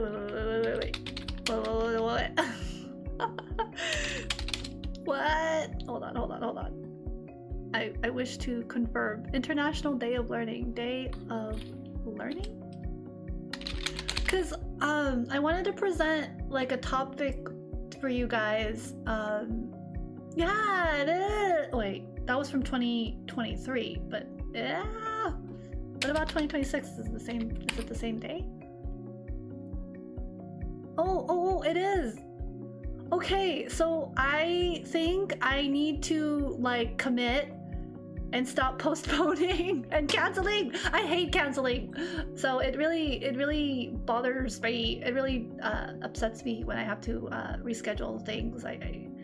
Unless it can't be helped, and in this case it really could be helped per se. So okay, so Saturday the 24th is International Day of Education. Woo! I will present on a topic. Well, okay, now it makes me wonder, should I present it live on stream? I wanted to present it just to the scholars first.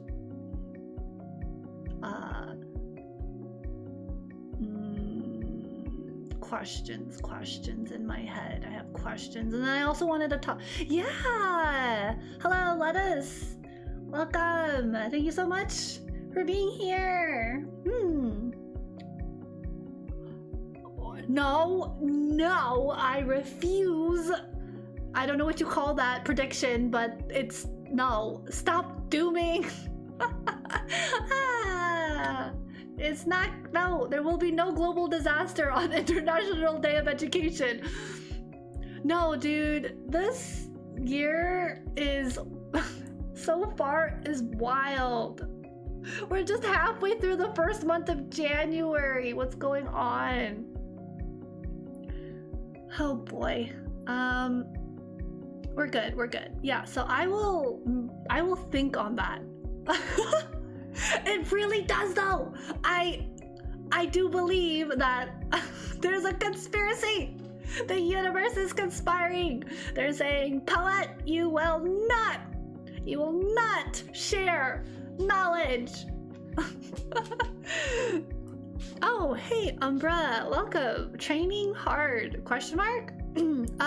We just finished the workout. Right now we're just chatting, catching up, talking about all kinds of topics, from the exoskeleton of a bug to lion's mane mushroom, to some podcast, to healthy diets and other various topics. Yeah, so yeah, International Day of Education, and I guess I'll just have to, maybe I'll make a poll online. I don't know. We'll see. I'm not sure yet. I need to see what I can do, question mark. So yeah, I am doing that thing. It has returned where I'm struggling to wrap up the stream. At least I didn't say I was gonna wrap up the stream. 1 hour later, still wrapping. The wrapping is still going. Okay, no, but yeah, I've defaulted back to my, I don't know, shenanigans. But anyways, Vintage Poe, yes, Vintage Poe is making their return. Okay, so I was gonna try to give some news and updates, but my brain just kind of like didn't want to participate in that, so we'll see. That is an alarm. In fact, that is my alarm. That is my alarm. That was like my curfew alarm to tell me to get off social media, and no, not even like the internet, like anything electronic. I'm trying to have like that curfew for myself. So that was my alarm for it. Thank you everyone for being here. I really appreciated your time, your energy, the conversations, the good humor, the positive energy. You know, the workout was good, so we are definitely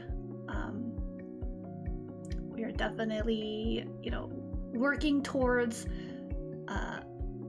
health and fitness through these basic beginner workouts, and I hope if you decide to join someday or follow along, you are always more than welcome to. And yeah, thank you, Lettuce, so much for joining. I saw that you were able to follow on Twitch, even though I don't know why Twitch is not showing up properly, but I do still appreciate that you're tuning in. Yeah, thank you everyone. Continue to, you know, be well, take care, and I hope you have a wonderful rest of your night as well, for those in the evening time zones. And yeah, I will see you next week on Wednesday, same time, same place, same good old workout. All right, night, goodbye, see you.